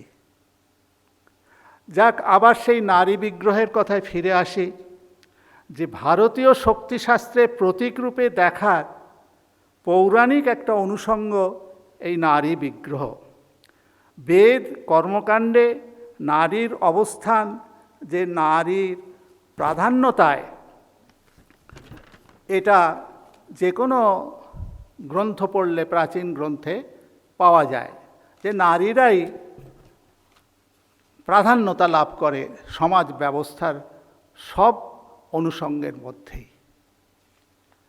এইভাবে যে নারীর মর্যাদা ক্ষুণ্ণ হতে হতে, বিশেষত ইংরেজ আগমনের পর থেকে একটা ভোগ্য বস্তুতে পরিণত হয়েছেন, আজও আমাদের সন্তানদের মনের মধ্যে নারী বিগ্রহ দেখলেই যে একটা কামিনীর বিগ্রহ বলে মনে হয়, দেবী বিগ্রহ বলে মনে হয় না, সেটাকে ফিরিয়ে আনার এক প্রবল প্রচেষ্টার মধ্যে আমরা চলাফেরা করি। আমাদের ধমক দেওয়া হয় যে যখনই আমাদের মন একটু নরম হয়, মহারাজদের কাছে গিয়ে কনফেস করলে তারা বলে যে কেন বাড়িতে মা বোন নেই, তাদের দিকে যেমন করে তাকাও, তুমি ভক্ত মহিলাদের দিকে তেমন করে তাকাতে পারো না কমপক্ষে।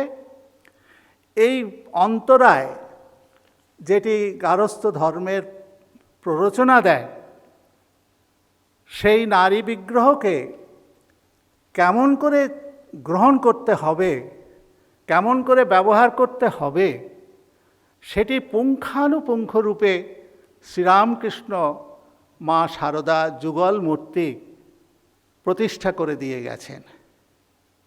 শ্রীরামকৃষ্ণ তার মাকে এনে নিজের কাছে রেখেছিলেন।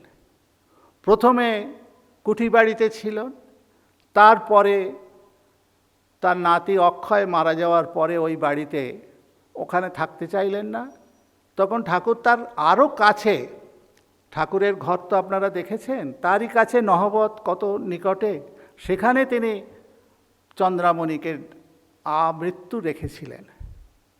মৃত্যুকালে তার শোক প্রকাশ কিংবা যে শেষ কর্ম গঙ্গাজল দিয়ে তর্পণ করার প্রচেষ্টা করেছিলেন, কিন্তু গলিত হস্ত, তিনি জল ধারণ করতে পারেননি, তাই তিনি অশ্রু বিসর্জনের দ্বারা মাতৃস্মৃতি সংরক্ষণ করেছিলেন। যখন তার বিবাহের কথা এলো, চন্দ্রামণি ছেলে, পাগল ছেলেকে ঘরে এনে ভাবলেন একটি আশ্রয় তৈরি করে দিলে বোধহয় স্বাভাবিক হবে। তখন তিনি একটি বালকের মতন উৎফুল্লভাবে তার সহধর্মিণী নির্বাচন করে দিয়েছিলেন, যাও মুখুজ্জেদের বাড়িতে গিয়ে দেখো ওখানে কুটো বাঁধা আছে। বিবাহর ঘটনাটি তিনি এত আনন্দে করেছিলেন যে এটা যে তার জন্যেই হচ্ছে, তিনি যে এর আসল, সেরকম ভাব নয়, খুব আনন্দ, একটা ঘটনা, খুব আনন্দ। আশ্চর্যজনকভাবে প্রায় 1 বছর ওখানে অবস্থান করার পরে আবার দক্ষিণেশ্বরে ফিরে এসে এমন আবার সেই তেড়ে সেই মাকে সর্বান্তঃকরণে পাওয়ার যে আকাঙ্ক্ষা, শুধু নয়, এগুলো সবই আগে থেকে ঠিক করা। যে তোতাপুরী নামে এক অদ্বৈতী বেদান্তি সাধু এসে হাজির হলেন, তার খুব পছন্দ হলো এই রকম একটা আধার, যে একে অদ্বৈত জ্ঞান দেওয়া খুব সহজ হবে। প্রস্তাব করলেন, তিনি বললেন দাঁড়াও দাঁড়াও, আমি মাকে জিজ্ঞেস করে আসি, মা যদি সম্মতি দেয় তো করব।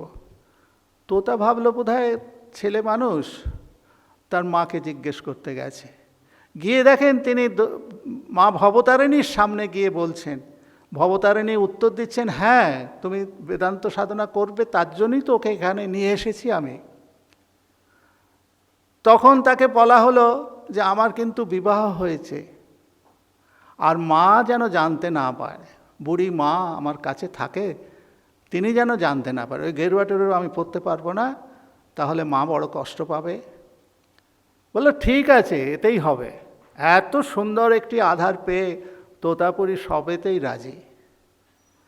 অদ্বৈত বেদান্তের সিদ্ধান্ত বাক্য তাকে শোনানো মাত্র তিনি বাহ্য চেতনা শূন্য হয়ে 3 দিন 3 রাত্রি জড়বৎ অবস্থান করলেন। তোতাপুরী বিস্মিত যে যেটা সাধন সিদ্ধি করতে আমার 40 বছর লেগেছে, আর এ কিনা বলা মাত্রই জড়বৎ হয়ে গেল।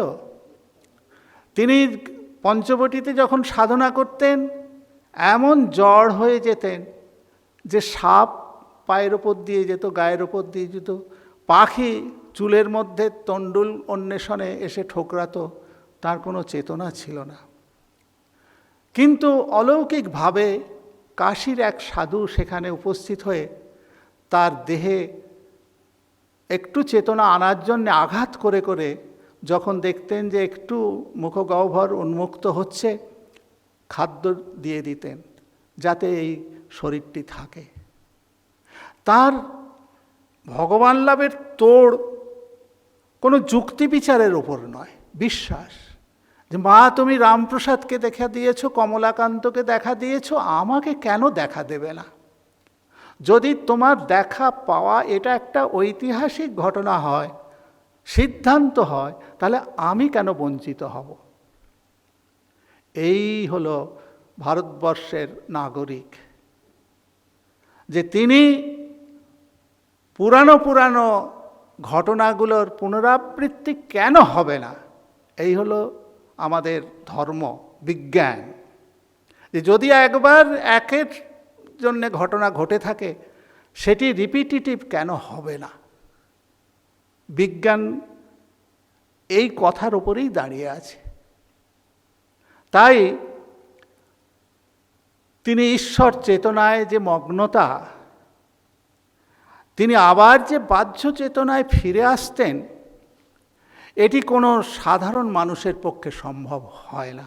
ভেঙে চুরে হাড় গোড় সব যেন চূর্ণ বিচূর্ণ হয়ে গেছে, কিন্তু আবার সব জোড়া লেগে একটি সুন্দর স্বাস্থ্যবান পৌরুষ হিসাবে তিনি পুনরায় আবির্ভূত হয়ে ভক্তদেরকে যা দেখেছেন, যা শুনেছেন, সেগুলো বলার জন্যে যে উৎকণ্ঠা, বলতে চেষ্টা করছেন, হতাশ হয়ে বলছেন আমার তো ইচ্ছা করে তোদের সেই জগতের সব খবর বলি, কিন্তু মা গলা টিপে ধরে, আমার বলতে দেয় না। এই যে গুচ্ছ ধর্মজগৎ, এই গুচ্ছ মানে তৈরি, প্রিপারেশন, এবং সে প্রিপারেশন গারস্থ ধর্মের মধ্যে দিয়ে, পরিক্রমার মধ্যে দিয়ে হয়। এই পরিক্রমা কেমন? এক সাধুর ঘটনা বলি, যে তার পিতা ম্যাট্রিক পাশ করে কাশী চলে গেছে গৃহত্যাগ করে, ভাবছে যে আমি আর গৃহ করব না, আমি সন্ন্যাসী হব। ঘুরতে ঘুরতে এক সম্প্রদায়ের কাছে গেছেন, তাদের গুরুদেব তাকে বললেন যে তোমার সন্ন্যাস নয়, তুমি বিবাহ করে সুন্দর সৎ পথে থেকে গারস্থ ধর্ম পালন করো, তোমার পুত্র সন্ন্যাসী হবে। পরবর্তীকালে তার জ্যেষ্ঠ পুত্র একদম সবেমাত্র পরীক্ষা দিয়েই কোনো আশ্রমে যখন চলে গেছে, শুনলেন যা হয়, বারবার বাবা আসছে, মা আসছে, কান্নাকাটি করছে, মা অজ্ঞান হয়ে কোলের ওপর পড়ে যাচ্ছে, এই সব ঘটনা ঘটতে ঘটতে, এগুলো আমাদের সব এপিসোড, রিপিটেটিভ, সবাইয়ের হয়। যখন তারা সিদ্ধান্ত করলো যে না আর ওর সন্তান ফিরবে না, তখন একদিন তার বাবা এসে তাকে বুকের মধ্যে আলিঙ্গনবদ্ধ করে প্রথম উচ্চারণ করলেন যে তুমি প্রমাণ করলে যে আমি সিদ্ধ গুরুর আশ্রয় নিয়েছিলাম, গুরুবাক্য আজকের প্রমাণিত হলো যে তোমার ছেলে সাধু হবে, তা তুমি সাধু হয়েছ, তোমার উপরে আমার উজাড় করা আশীর্বাদ রইল। এই তো গারস্থ আশ্রম। তো গৃহে থেকেই তো সন্ন্যাসী তৈরি হয়। আজকাল আমাদের কাছে অনেক ছেলে আসে, আমরাও আজকাল একটু আলগাভাবে ট্রায়াল মেথডের একটা ব্যবস্থা করে থাকি। যেই বলে তাকে বলা হয় যে থাকো, 7 দিন থাকো, দেখো আমরা কীরকম থাকি না থাকি, কি খাই, কিভাবে চলি, আরও 5 জন বন্ধুও পেয়ে যাবে, তাদের সঙ্গে আলোচনা করে তুমি সিদ্ধান্ত নেবে। তারপরে হয়তো কেউ থেকে গেল, কেউ ফিরে গেল। আমরা দূর থেকে লক্ষ্য করেছি যত ছেলে থেকে যায় তার অন্তত শতকরা 30টা ছেলে তার বাবা মায়ের কলহপ্রসূত অশান্তি বশত ছেলেটি চলে এসছে। ডিস্টার্বড ফ্যামিলি যাকে বলে, স্বামী স্ত্রীর কলহ সহ্য করতে পারেনি।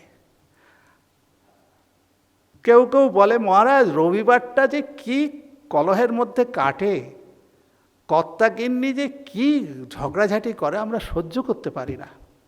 ছেলে বলছে, আমি বলি দেখ কিছুটা সহ্য করবি, ওরা তো একত্রে তো থাকে না, সকালবেলা দুজনে দুটাভাবে বেরিয়ে যায়, একটু দুজনে একত্র হয় তখন ওগুলো ওদের সংলাপ, ওগুলো খারাপ নয়। তবে যখন পাড়ার লোক বিরক্ত হবে তখন তো মন্দির থেকে কাঁসাটা বার করে একটু বাজিয়ে দেবে, ঘন্টাটা একটু বাজিয়ে দেবি, তখন তারা আবার অ্যালার্ট হয়ে যাবে, তখন কমে যাবে। এই যে সংসার ধর্মের প্রক্রিয়ার মধ্যে যে সহমর্মিতা, সহানুভূতি, একত্রীকরণের জন্যে যে ত্যাগ স্বীকার, এগুলো আবার বক্তৃতা করে বলতে হবে। আসছিলাম বিশাল বিশাল স্কাইস্ক্র্যাপার দেখতে দেখতে বলছিলাম যে দেখুন এটা বড় লোকের বস্তিখানা, একটা ঘরে থাকে, হঠাৎ যদি স্বামী স্ত্রীর মানসিক গরমিল হয়, কি দুঃসহ জীবন বলুন তো, যে সারাটা জীবন কাটাতে হবে এই দুঃসহ মানসিক সর্বদা কনফ্লিক্ট। এদের ছেলেমেয়েরা আমাদের হোস্টেলগুলোতেও প্রায় শতকরা ওই রকম হবে, যে বাবা মা কলহ করে বলে দুজনে ঠিক করেছি দেখো ছেলেটাকে তো ভালো করতে হবে, ওকে একটা নরেন্দ্রপুরের হোস্টেলে দিয়ে দাও। আমরা হোস্টেল পরিচালনাতে এটাও টের পাই। তাই নতুন যে শ্রীরামকৃষ্ণ ধর্ম, শ্রীরামকৃষ্ণ সম্প্রদায়, এখানে কোনো বিভেদ নেই। গৃহী সন্ন্যাসী তার একটা একত্রীকরণের কতগুলো কমন গোল নির্ধারণ করে দেওয়া হয়েছে। সেগুলো সর্বলোকানন্দজি কথামৃতের থেকে উদাহরণ দিলেন, বড় লোকের বাড়ির দাসীর মতো থাকা। এটা যে কত একটা টিপিক্যাল একটা পিকচার, এই ছবিটা টাঙিয়ে রাখা দরকার। যে বাবুর ছেলেকে কোলে নিয়ে খাওয়াচ্ছে পাড়া ঘুরে ঘুরে, পাড়ার লোকেদের বলছে ছেলেটি আমার এত ন্যাওটা যে আমার হাতে ছাড়া অন্যের হাতে খেতে চায় না, কিন্তু তার মনটি পড়ে আছে বর্ধমানে প্রতিবেশীর বাড়িতে তার বালকটিকে রেখে এসেছে, সে কেমন আছে। কেশব সেনকে দর্শন করতে গিয়ে নতুন দেখা, ঠাকুর বালক স্বভাব, বলছেন এদের মধ্যে ওর ল্যাজ খসেছে। কেশব সেনের ভক্তরা তো রেগে আগুন, বলি কোত্থেকে একটা ব্রাহ্মণ এসে এরকম করে বলল আমাদের গুরুদেবকে যে ল্যাজ খসেছে। কেশব সেন গুণগ্রাহী, তিনি বলেন থামো থামো, উনি কেন বলেছেন ওনাকেই জিজ্ঞেস করো না। তখন জিজ্ঞাসা করতে ঠাকুর বললেন ব্যাঙাচি দেখোনি, ব্যাঙাচির যতদিন ল্যাজ থাকে সে জলে থাকে, আর ল্যাজ খসে গেলে সে ডাঙায়ও থাকতে পারে জলেও থাকতে পারে। সবাই অবাক, কেশব সেনকে কি প্রশংসা করলেন তিনি ঠাকুর, ওর ল্যাজ খসেছে এই শব্দের দ্বারা। এমনি করে গৃহী ঠাকুরের সন্তানেদের, আমি তো মনে করি সন্ন্যাসীদের ছবি সাধারণত আমরা আমাদের প্রেয়ার হলে টাঙাই, কাশীপুর উদ্যানবাটিতে দুটো ঘরে দু ধরনের ছবি আছে। এক জায়গায় সন্ন্যাসীদের ছবি টাঙানো আছে, আর একটি ঘরে গৃহী ভক্তদের নির্বাচিত কয়েকজনের ছবি আছে। এই দু ঘরেরই ছবি প্রত্যেক মন্দিরে থাকা দরকার। আমাদের কাছে একটা উক্তি, অত্যন্ত স্টেটমেন্ট, যে মহামায়া দুজনকে বাঁধতে পারেনি। একজন নাগ মহাশয়, তিনি এত ক্ষুদ্র থেকে ক্ষুদ্র হয়ে যেতেন যে মহামায়া ছোট ছোট জাল করেও তাতেও আটকাতে পারেনি, তার থেকে গলে বেরিয়ে যেতেন। আর স্বামী বিবেকানন্দকেও মায়া আটকাতে পারেনি। কেন না, তিনি এত বিরাট হয়ে যেতেন, তাকেও জালে বদ্ধ করা যেত না। যাই হোক, আর সময় বেশি না নিয়ে শেষে বলি যে আমাদের সহযোগিতায় যে নতুন ধর্ম আন্দোলন শুরু হয়েছে, সেখানে অদ্বৈতবাদ আমাদের কাছে সিদ্ধান্ত বাক্য বটে। আমরা যখন সন্ন্যাসী হই তখন আমাদের মহাবাক্য কর্ণে শোনানো হয়। বিরজা হোম, সর্বোৎকৃষ্ট যে অগ্নি পূজা, সেটি সম্পাদন করে আমরা সন্ন্যাস গুরুদেবের কাছ থেকে গেরুয়া বস্ত্র গ্রহণ করেছি। আর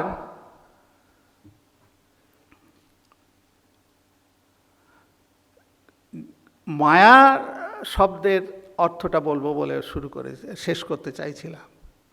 শঙ্করাচার্য মায়া যে সংজ্ঞা দিয়েছেন, সেটি যুগ যুগ ধরে পাল্টাতে পাল্টাতে স্বামী বিবেকানন্দ যে মায়ার সংজ্ঞা দিয়েছেন তার জ্ঞানযোগ গ্রন্থে, সেটি আমি বলে শেষ করব।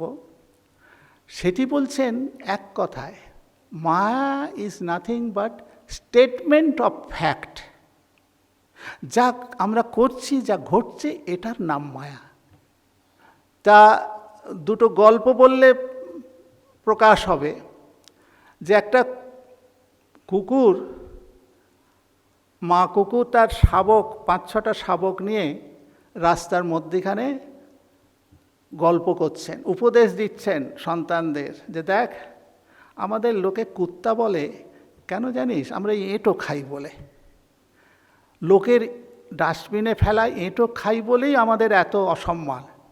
তোরা বাছারা এঁটো খাস না, খাবার ঠিক জুটে যাবে। এইভাবে সারমন চলতে চলতে হঠাৎ এক গৃহস্থ বাড়ির থেকে জানলা দিয়ে ডাস্টবিনে ওই রকম উচ্ছিষ্ট খাদ্য ফেলেছে। মা একেবারে তড়িৎভাবে সেই খাদ্যের ওপরে ঝাঁপিয়ে পড়েছে। আর বাচ্চা ছেলেগুলো বলছে, হোয়াট ইজ দিস মাদার? এটা কি হলো মা? তুমি এত জ্ঞান দিলে, আর তুমি একেবারে তড়িতের মতন তুমি কি ঝাঁপিয়ে পড়লে? এটাই ঘটনা। এরই আবার একেবারে কালমিনেশন বলি, যে গারস্থ ধর্মের ক্রিয়াদি যখন ভ্রান্তভাবে করা হয়, ছলনা করে করা হয়, তেমনই এক যজ্ঞে পিতার পুত্র নচিকেতা, তিনি পিতার কাছ থেকে বললেন, আমাকে কাকে দেবে? তোমার তো সর্বস্ব দেওয়ার কথা, আমিও তো তোমার একটি ধনবিশেষ, আমাকে কাকে দেবে? বিরক্ত করতে করতে মা বাবারা এরকম উচ্চারণই করে, জমের ধরে যা। তিনি সেই বাক্যটিকে একেবারে ধরে নিয়ে জমের কাছে গেছেন। এবং তোমরা তো সে গপ্প নিশ্চয়ই মহারাজদের মুখে শুনেছ, তোমাদের তো ইন্ডিয়ান কালচার ক্লাস তো একটা হয়। যাই হোক, তারপরে যমরাজ ব্রহ্মজ্ঞান দিয়ে না দেওয়ার আগে বলছে যে দেবতারাও এই জ্ঞান সম্পূর্ণরূপে জানে না, আর আমি জানি বটে, কিন্তু আমি ফেঁসে গেছি, আমি সংসারী হয়েছি। আমি ব্রহ্মজ্ঞান জানি, ব্রহ্মজ্ঞ পুরুষ আমি, কিন্তু আমি সংসারী, এ আমার কপাল। তুমি শ্রেষ্ঠ ব্রহ্মজ্ঞানী। তাহলে দেখুন, ওই মায়ার ওখানেও কিরম ক্রিয়াশীল, যে ব্রহ্মজ্ঞানের পরেও সমাজে প্রতিষ্ঠিত হয়ে থাকা, সম্ভব। এবং স্বামীজি আগামী প্রজন্ম, আগামী ভারতীয় সভ্যতায় ঘোষণা করেছেন যে এই রকম গীতামুখে যে স্থিতপ্রজ্ঞের লক্ষণ বলে বলে নিস্ত্রৈগুণ্য ভবার্জুন বলে ভগবান আহ্বান করছেন কৃষ্ণকে, অর্জুনকে, ওখানেও কিন্তু ওই ইন্ডিকেশনটাই রয়েছে যে সংসার ধর্ম করো, অদ্বৈত জ্ঞান আঁচলে বেঁধে যা খুশি তা করো। এই উইজডমফুল একটা লাইফ প্যাটার্ন, তাতে সাকসেস আর ফেলিওর দুটো ডিসক্রিমিনেশন করা শ্রীরামকৃষ্ণ আন্দোলনে বোধহয় কালচার নয়। যে কলেজ থেকে পাশ করে উপযুক্ত সময়ে বড় রোজগারের রাস্তা ধারণ করে, ভার্যাক গ্রহণ করে যে জীবন যাপন করছেন, সেখানেও ওই একই সুর ধরে থাকতে হবে যে ভগবান তিনি একমাত্র এই জগতের স্রষ্টা, পালনকর্তা, আবার ধ্বংসকর্তাও বটে। আমরা কেবল ক্রীড়নক মাত্র। আর ওই যে সর্বলোকানন্দজি বললেন, ভগবানকে ধরে যে সংসার করবে তার ততটা দুঃখ আসবে, সন্তানহারা হতে হবে, চাকুরি যাবে, ব্যবসা হবে, কিন্তু একেবারে উথাল পাথাল করে দিতে পারবে না, আবার সামলে নেওয়ার ক্ষমতা আসবে। এই হলো শ্রীরামকৃষ্ণের বাণী। এইভাবে আমাদের এক অদ্ভুত রকমের সেই প্রাচীন ভারতবর্ষর যে ধর্মের আচার ব্যবহার প্রণালী ছিল, সেটিকে ভালো করে যদি অনুধ্যান এবং জেনে নিয়ে হিস্ট্রি জানতে হবে। অতীত না জানলে ভবিষ্যতে পা ফেলা যায় না। সেখানে যেভাবে এই জনক রাজা, এই যমরাজ যেভাবে নবীন প্রজন্মদেরকে ব্রহ্মজ্ঞানের কথা এবং বুকে প্রতিষ্ঠা করে দিয়েছেন, একজন ঋষিপুত্র ওই রকম গুরুগৃহ থেকে ফিরে এসে বাবা জিজ্ঞেস করছে, তুমি কি শিখেছো? ব্রহ্মের স্বরূপ বলো। বাবাকে যে তুমি কি এটা জানো, ওটা জানো? এক বিষয়ে বলল, না এটা তো আমার গুরুদেব বলেনি। ও যাও, জনক রাজার কাছে যাও, তার কাছে এই ব্রহ্মের এই পাদ সম্বন্ধে জানতে পারবে। গিয়ে দেখেন বিলাসবহুল সভাগৃহে রাজা অবস্থান করছেন। রাজা গ্রাহ্যই করল না। 7 দিন তাকে গেটে ঢুকতেই দিল না। দারোয়ান আছে পদে পদে। তারপরে ভেতরে 7 দিন পরে বলে, ওকে অতিথি নিবাসে থাকতে বলো, আমার সময় নেই। পরীক্ষা করছে, কিন্তু তিনি অবিচলভাবে অবস্থান করছেন। যখন রাজ সভায় গেলেন, রাজা বললেন, ও তোমার বাবা পাঠিয়েছেন? আচ্ছা আচ্ছা, বলবো। তুমি এক কাজ করো, এত এই নাচ গান চলছে, এটাকে তুমি একবার পরিভ্রমণ করে এসো, পরিক্রমা করো। তবে হাতে এই পূর্ণ তৈলপাত্রটি সংরক্ষণ করো, এর যেন এক বিন্দু তেল না পড়ে যায়। ঋষিপুত্র অতি সাবধানে প্রদক্ষিণ করে রাজার কাছে এসে পরীক্ষা দিল যে একদম তেল টেল কিছু পড়েনি। বলল, আর এইসব যে নাচ গান এত কিছু হচ্ছিল, এগুলো শোনোনি? তোর মশাই, আপনার এই তেল সামলাতে আমার কান চোখ সব অন্ধ হয়ে গেছিল, আমি শুধু তেলের দিকে নজর রেখে চলেছি। হ্যাঁ, এইবারে তোমাকে বলা যাবে। এরই একটা ছবি বলা, এনারাই বলতেন, আমি বলে শেষ করি, মনে এলো আরও বেশি লিঙ্গার হয়ে যাচ্ছে। চিড়েকোটার যে রমণীর একটা ছবি কথামৃতে আছে, যে একটা মহিলা কোলে বাচ্চা নিয়ে স্তন্যপান করাচ্ছে, আর ঢেঁকি পড়ছে আর উঠছে, উস্কে দিচ্ছেন। দরজার সামনে এক খরিদ্দার এসে দাঁড়িয়েছে, তাকে বলছে, তোমার এত টাকা পাওনা আছে, সেটা আগে দাও, পরে আবার মাল নিয়ে যাও, ইত্যাদি।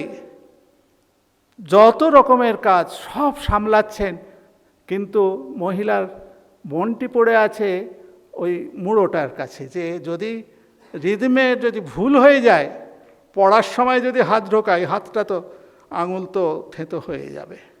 এই ছবিটি আমাদের সকলেরই মনে রাখা উচিত। ওং শান্তি শান্তি শান্তি হরি ওং তৎসৎ শ্রীরামকৃষ্ণার্পণমস্তু।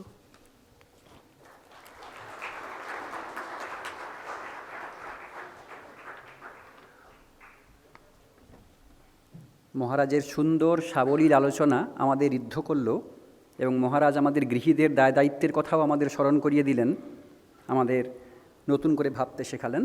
আমরা আজকের এই অনুষ্ঠানের একেবারে শেষ পর্যায়ে পৌঁছে গেছি। এখন ধন্যবাদ ও কৃতজ্ঞতা যাপনের পালা।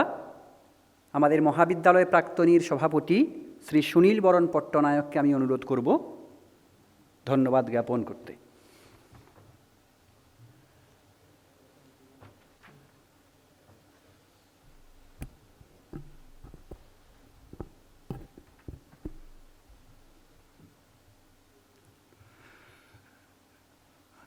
আজকে আমরা এখানে একটি অভিনব অনুষ্ঠানে সমবেত হয়েছি। আমাদের মহাবিদ্যালয় প্রাক্তনীর একটা বার্ষিক সাধারণ সভা প্রত্যেক বছরই হয়ে থাকে। এবছরেও সেটার উদ্যোগ নেওয়ার সময় মহাবিদ্যালয় প্রাক্তনীর অন্যতম পেট্রন এবং বর্তমান মহাবিদ্যালয়ের অধ্যক্ষ স্বামী একচিত্তানন্দজি মহারাজ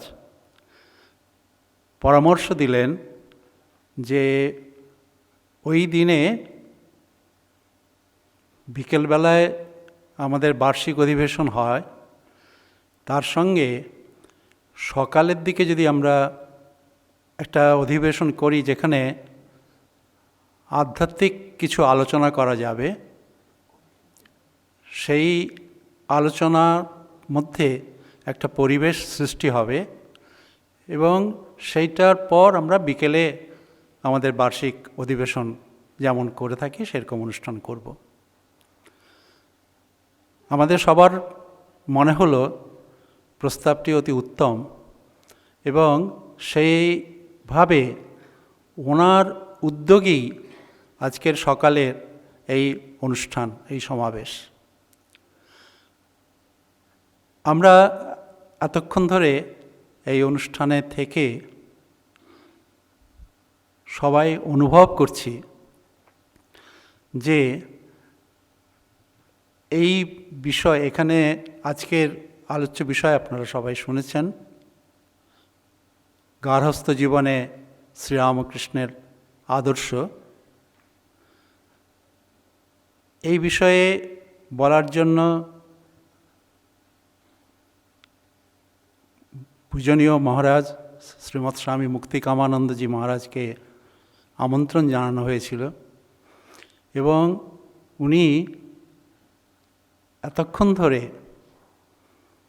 সাবলীলভাবে সুললিত ভাষায় আমাদেরকে স্মরণ করিয়ে দিলেন যে আমাদের গার্হস্থ্য জীবনে আমাদের কিভাবে চলতে হবে।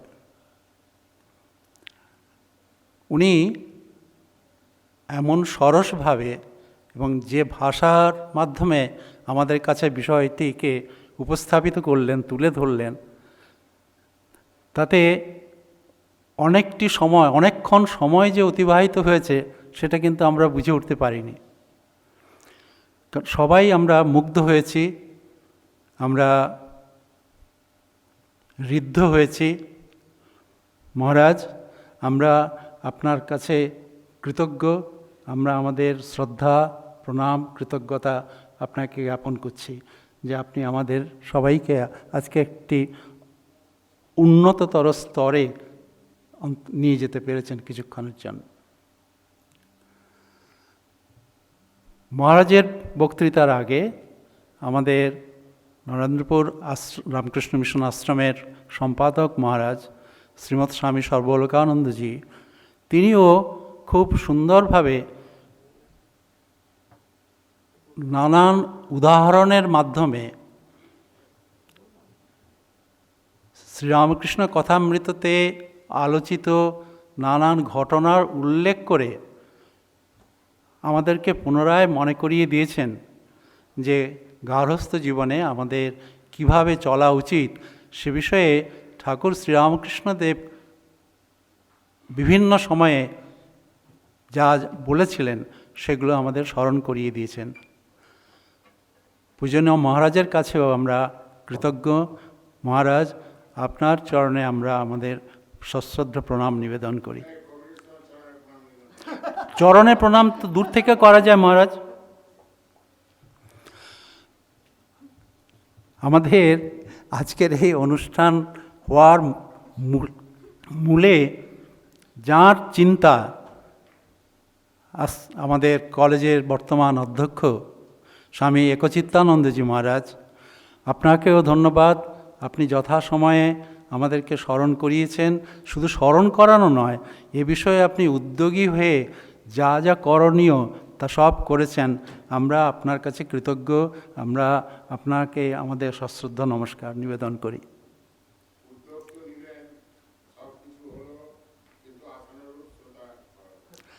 সেটা আমাদেরই মানে কি বলবো, অক্ষমতা। আমাদের বলতে মহাবিদ্যালয়ের প্রাক্তনীর কথাই বলবো। আমরা সবাইকে ঠিকমতোভাবে অনুপ্রাণিত করতে পারিনি, হয় যোগাযোগ করতে পারিনি, তাদেরকে বলে উঠতে পারিনি তাদেরকে। আর এটা প্রথমবার হলো। হ্যাঁ মহারাজ যেটা বলেছেন এটাও ঠিক, প্রথমবার হলো এবং এটা এর মাধ্যমে প্রচারিত হবে এবং আমাদের ধারণা যে পরবর্তী সময়ে এই প্রচারের ফলে আমাদের উপস্থিতির সংখ্যা আরও বাড়বে আশা করা যায়।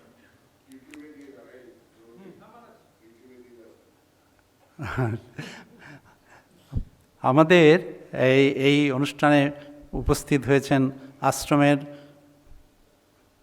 সন্ন্যাসীবৃন্দ, ব্রহ্মচারীবৃন্দ, আমাদের কলেজের অধ্যাপকরা অনেকেই আছেন, প্রাক্তন অধ্যাপকরা আছেন, বিশেষভাবে প্রশান্তদা এসেছেন। আমরা সবাই খুবই অনুপ্রাণিত। প্রশান্তদা এলে থাকলে আমাদের সবার খুব আনন্দ হয়, ভালো লাগে। আমাদের যে সমস্ত প্রাক্তন ছাত্র এসেছেন মহাবিদ্যালয়ের, তাদের সবাইকে ধন্যবাদ জানাই। বর্তমান ছাত্র যারা তোমরা ভাই এসেছো, তোমাদের অভিনন্দন জানাই। গার্হস্থ্য জীবনে হয়তো তোমরা এখনই প্রবেশ করোনি, কিন্তু প্রবেশের মুখে এবং সেখানে জীবনযাপন কিভাবে করতে হবে তার দিক নির্দেশ কিছুটা তোমরা নিশ্চয়ই পেয়েছো এবং সেটা তোমাদের কাজে লাগবে এই আশা করি। আমাদের এখানে উপস্থিত আছেন মহাবিদ্যালয়ের উপাধ্যক্ষ ব্রহ্মচারী শ্রুতি চৈতন্য মহারাজ। তিনি আমাদের এই অনুষ্ঠানটিকে সফল করার জন্য সাহায্য করেছেন, উপস্থিত থেকেছেন। এই যে বৈদিক চ্যান্টিং বা গান এগুলো যে হচ্ছে সেগুলো করতে উনি পরিচালনা করেছেন, নির্দেশ দিয়েছেন কিভাবে কি করা যায়। মহারাজ, আপনার প্রতি আমাদের সশ্রদ্ধ নমস্কার।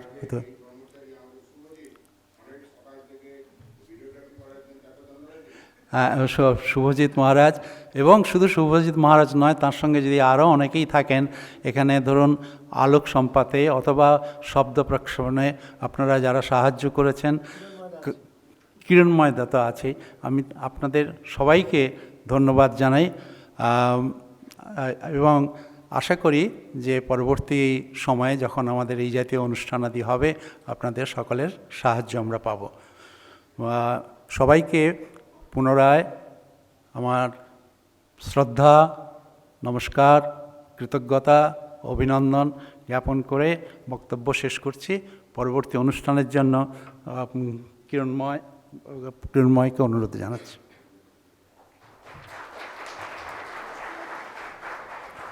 ধন্যবাদ সুনীলদা। আমাদের অনুষ্ঠানের সর্বশেষ নিবেদন সমাপ্তি সঙ্গীত পরিবেশন করবেন শ্রী শুভাশিস দে, হোস্টেল সুপারভাইজার, ব্রহ্মানন্দ ভবন। শুভাশিস দে বিদ্যা মন্দিরের প্রাক্তনী, বেরুর বিদ্যা মন্দিরের প্রাক্তনী।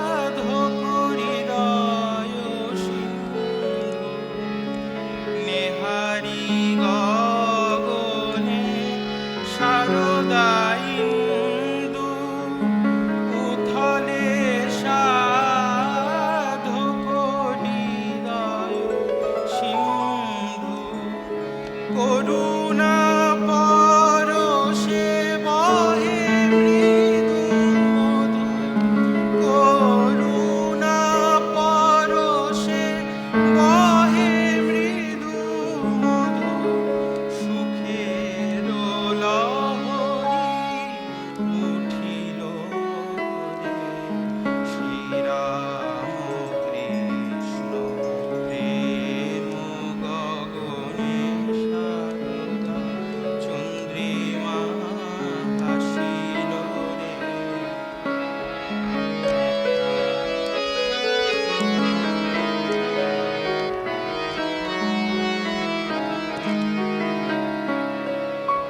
বিমল আকাশে সারদা শশী পাশে, ভগত তারা দল সতত সুখে ভাসে। বিমল আকাশে সারদা শশী পাশে, ভগত তারা দল সতত সুখে ভাসে। ঋষি ধাম ছাড়ি নর ঋষি এসে, ঋষি ধাম ছাড়ি নর ঋষি এসে, উজ্জ্বল বিভাবে ভাবিল রে। রামকৃষ্ণ লোকে আনন্দের মেলা,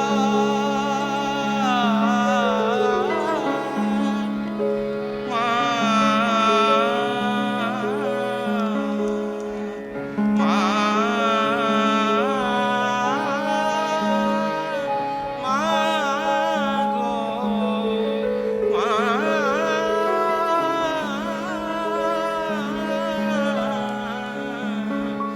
মা গো। রামকৃষ্ণ লোকে আনন্দের মেলা, চলো মন চলো যাই বেলা। রামকৃষ্ণ লোকে আনন্দের মেলা, চলো মন চলো যাই বেলা। এ হেন সুদিনে করিও না হেলা, এ হেন সুদিনে করিও না হেলা। আনন্দময়ী আসিল রে। শ্রীরাম কৃষ্ণ প্রেম গগনে সারদা, চন্দ্রিমা হাসিল রে।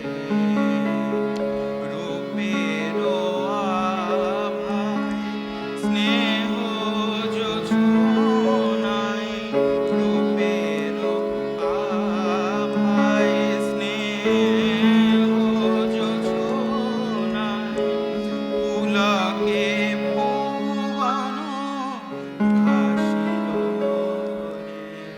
শ্রীরাম কৃষ্ণ প্রেম গগনে সারদা, চন্দ্রিমা হাসিল রে।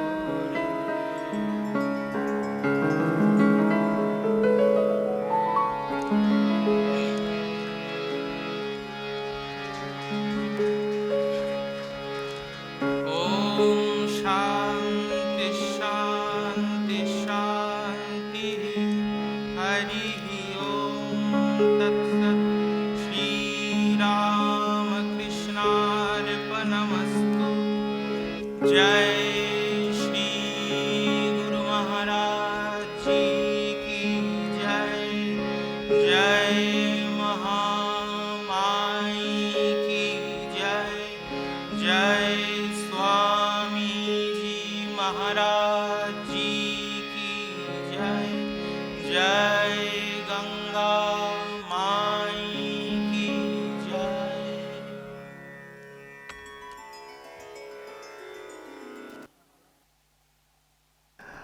আনুষ্ঠানিক ধন্যবাদ জ্ঞাপন হয়ে গেছে।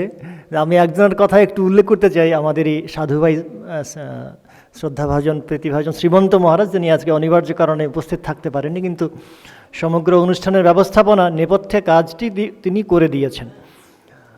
আমাদের আশ্রম প্রাক্তনীরা, কলেজ প্রাক্তনীদের স্বনির্বন্ধ অনুরোধ এবং সেই সঙ্গে পূজনীয় বরিষ্ঠ সন্ন্যাসী ব্রহ্মচারী ভাইয়েরা যারা রয়েছেন সকলকে অনুরোধ, আমাদের নিবেদিতা ভবনে মাধ্যম দিন প্রসাদ গ্রহণের ব্যবস্থা রয়েছে, সেখানে অনুগ্রহ করে সকলে সমবেত হবেন। ছাত্র ভাইদের বলছি, অতিথি অভ্যাগতরা বেরিয়ে যাওয়ার পর তোমরা সারিবদ্ধভাবে আমাদের হাতের ডান দিকে যে গেট রয়েছে সেই দরজা দিয়ে বেরিয়ে যেতে পারবে, সেখানে তোমাদের জন্য সামান্য জলযোগের ব্যবস্থা রয়েছে। আবারও এই অনুষ্ঠানে সোৎসাহ অংশগ্রহণের জন্য কলেজ প্রাক্তনীদের, মহাবিদ্যালয় প্রাক্তনীদের স্বনির্বন্ধ ধন্যবাদ জানাই, কৃতজ্ঞতা জানাই। আমরা ইতিপূর্বে কোভিড পর্বে লক্ষ্য করেছি মহাবিদ্যালয়ের আয়োজিত সেবা যজ্ঞে আপনারা কীভাবে সোৎসাহে অংশগ্রহণ করেছেন। এই ধারা, এই পরম্পরা নিশ্চিতভাবে উত্তরকালেও বজায় থাকবে, এই আশা, এই প্রার্থনা আমাদের সমবেত হবে পুণ্যত্রীর চরণে। ধন্যবাদ।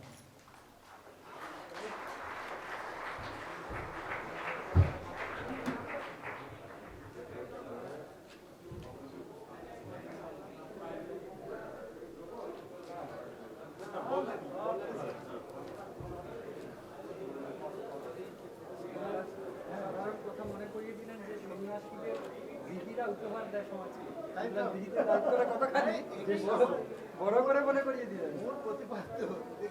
দেখলেই আমার বাবা মা মনে পড়ে।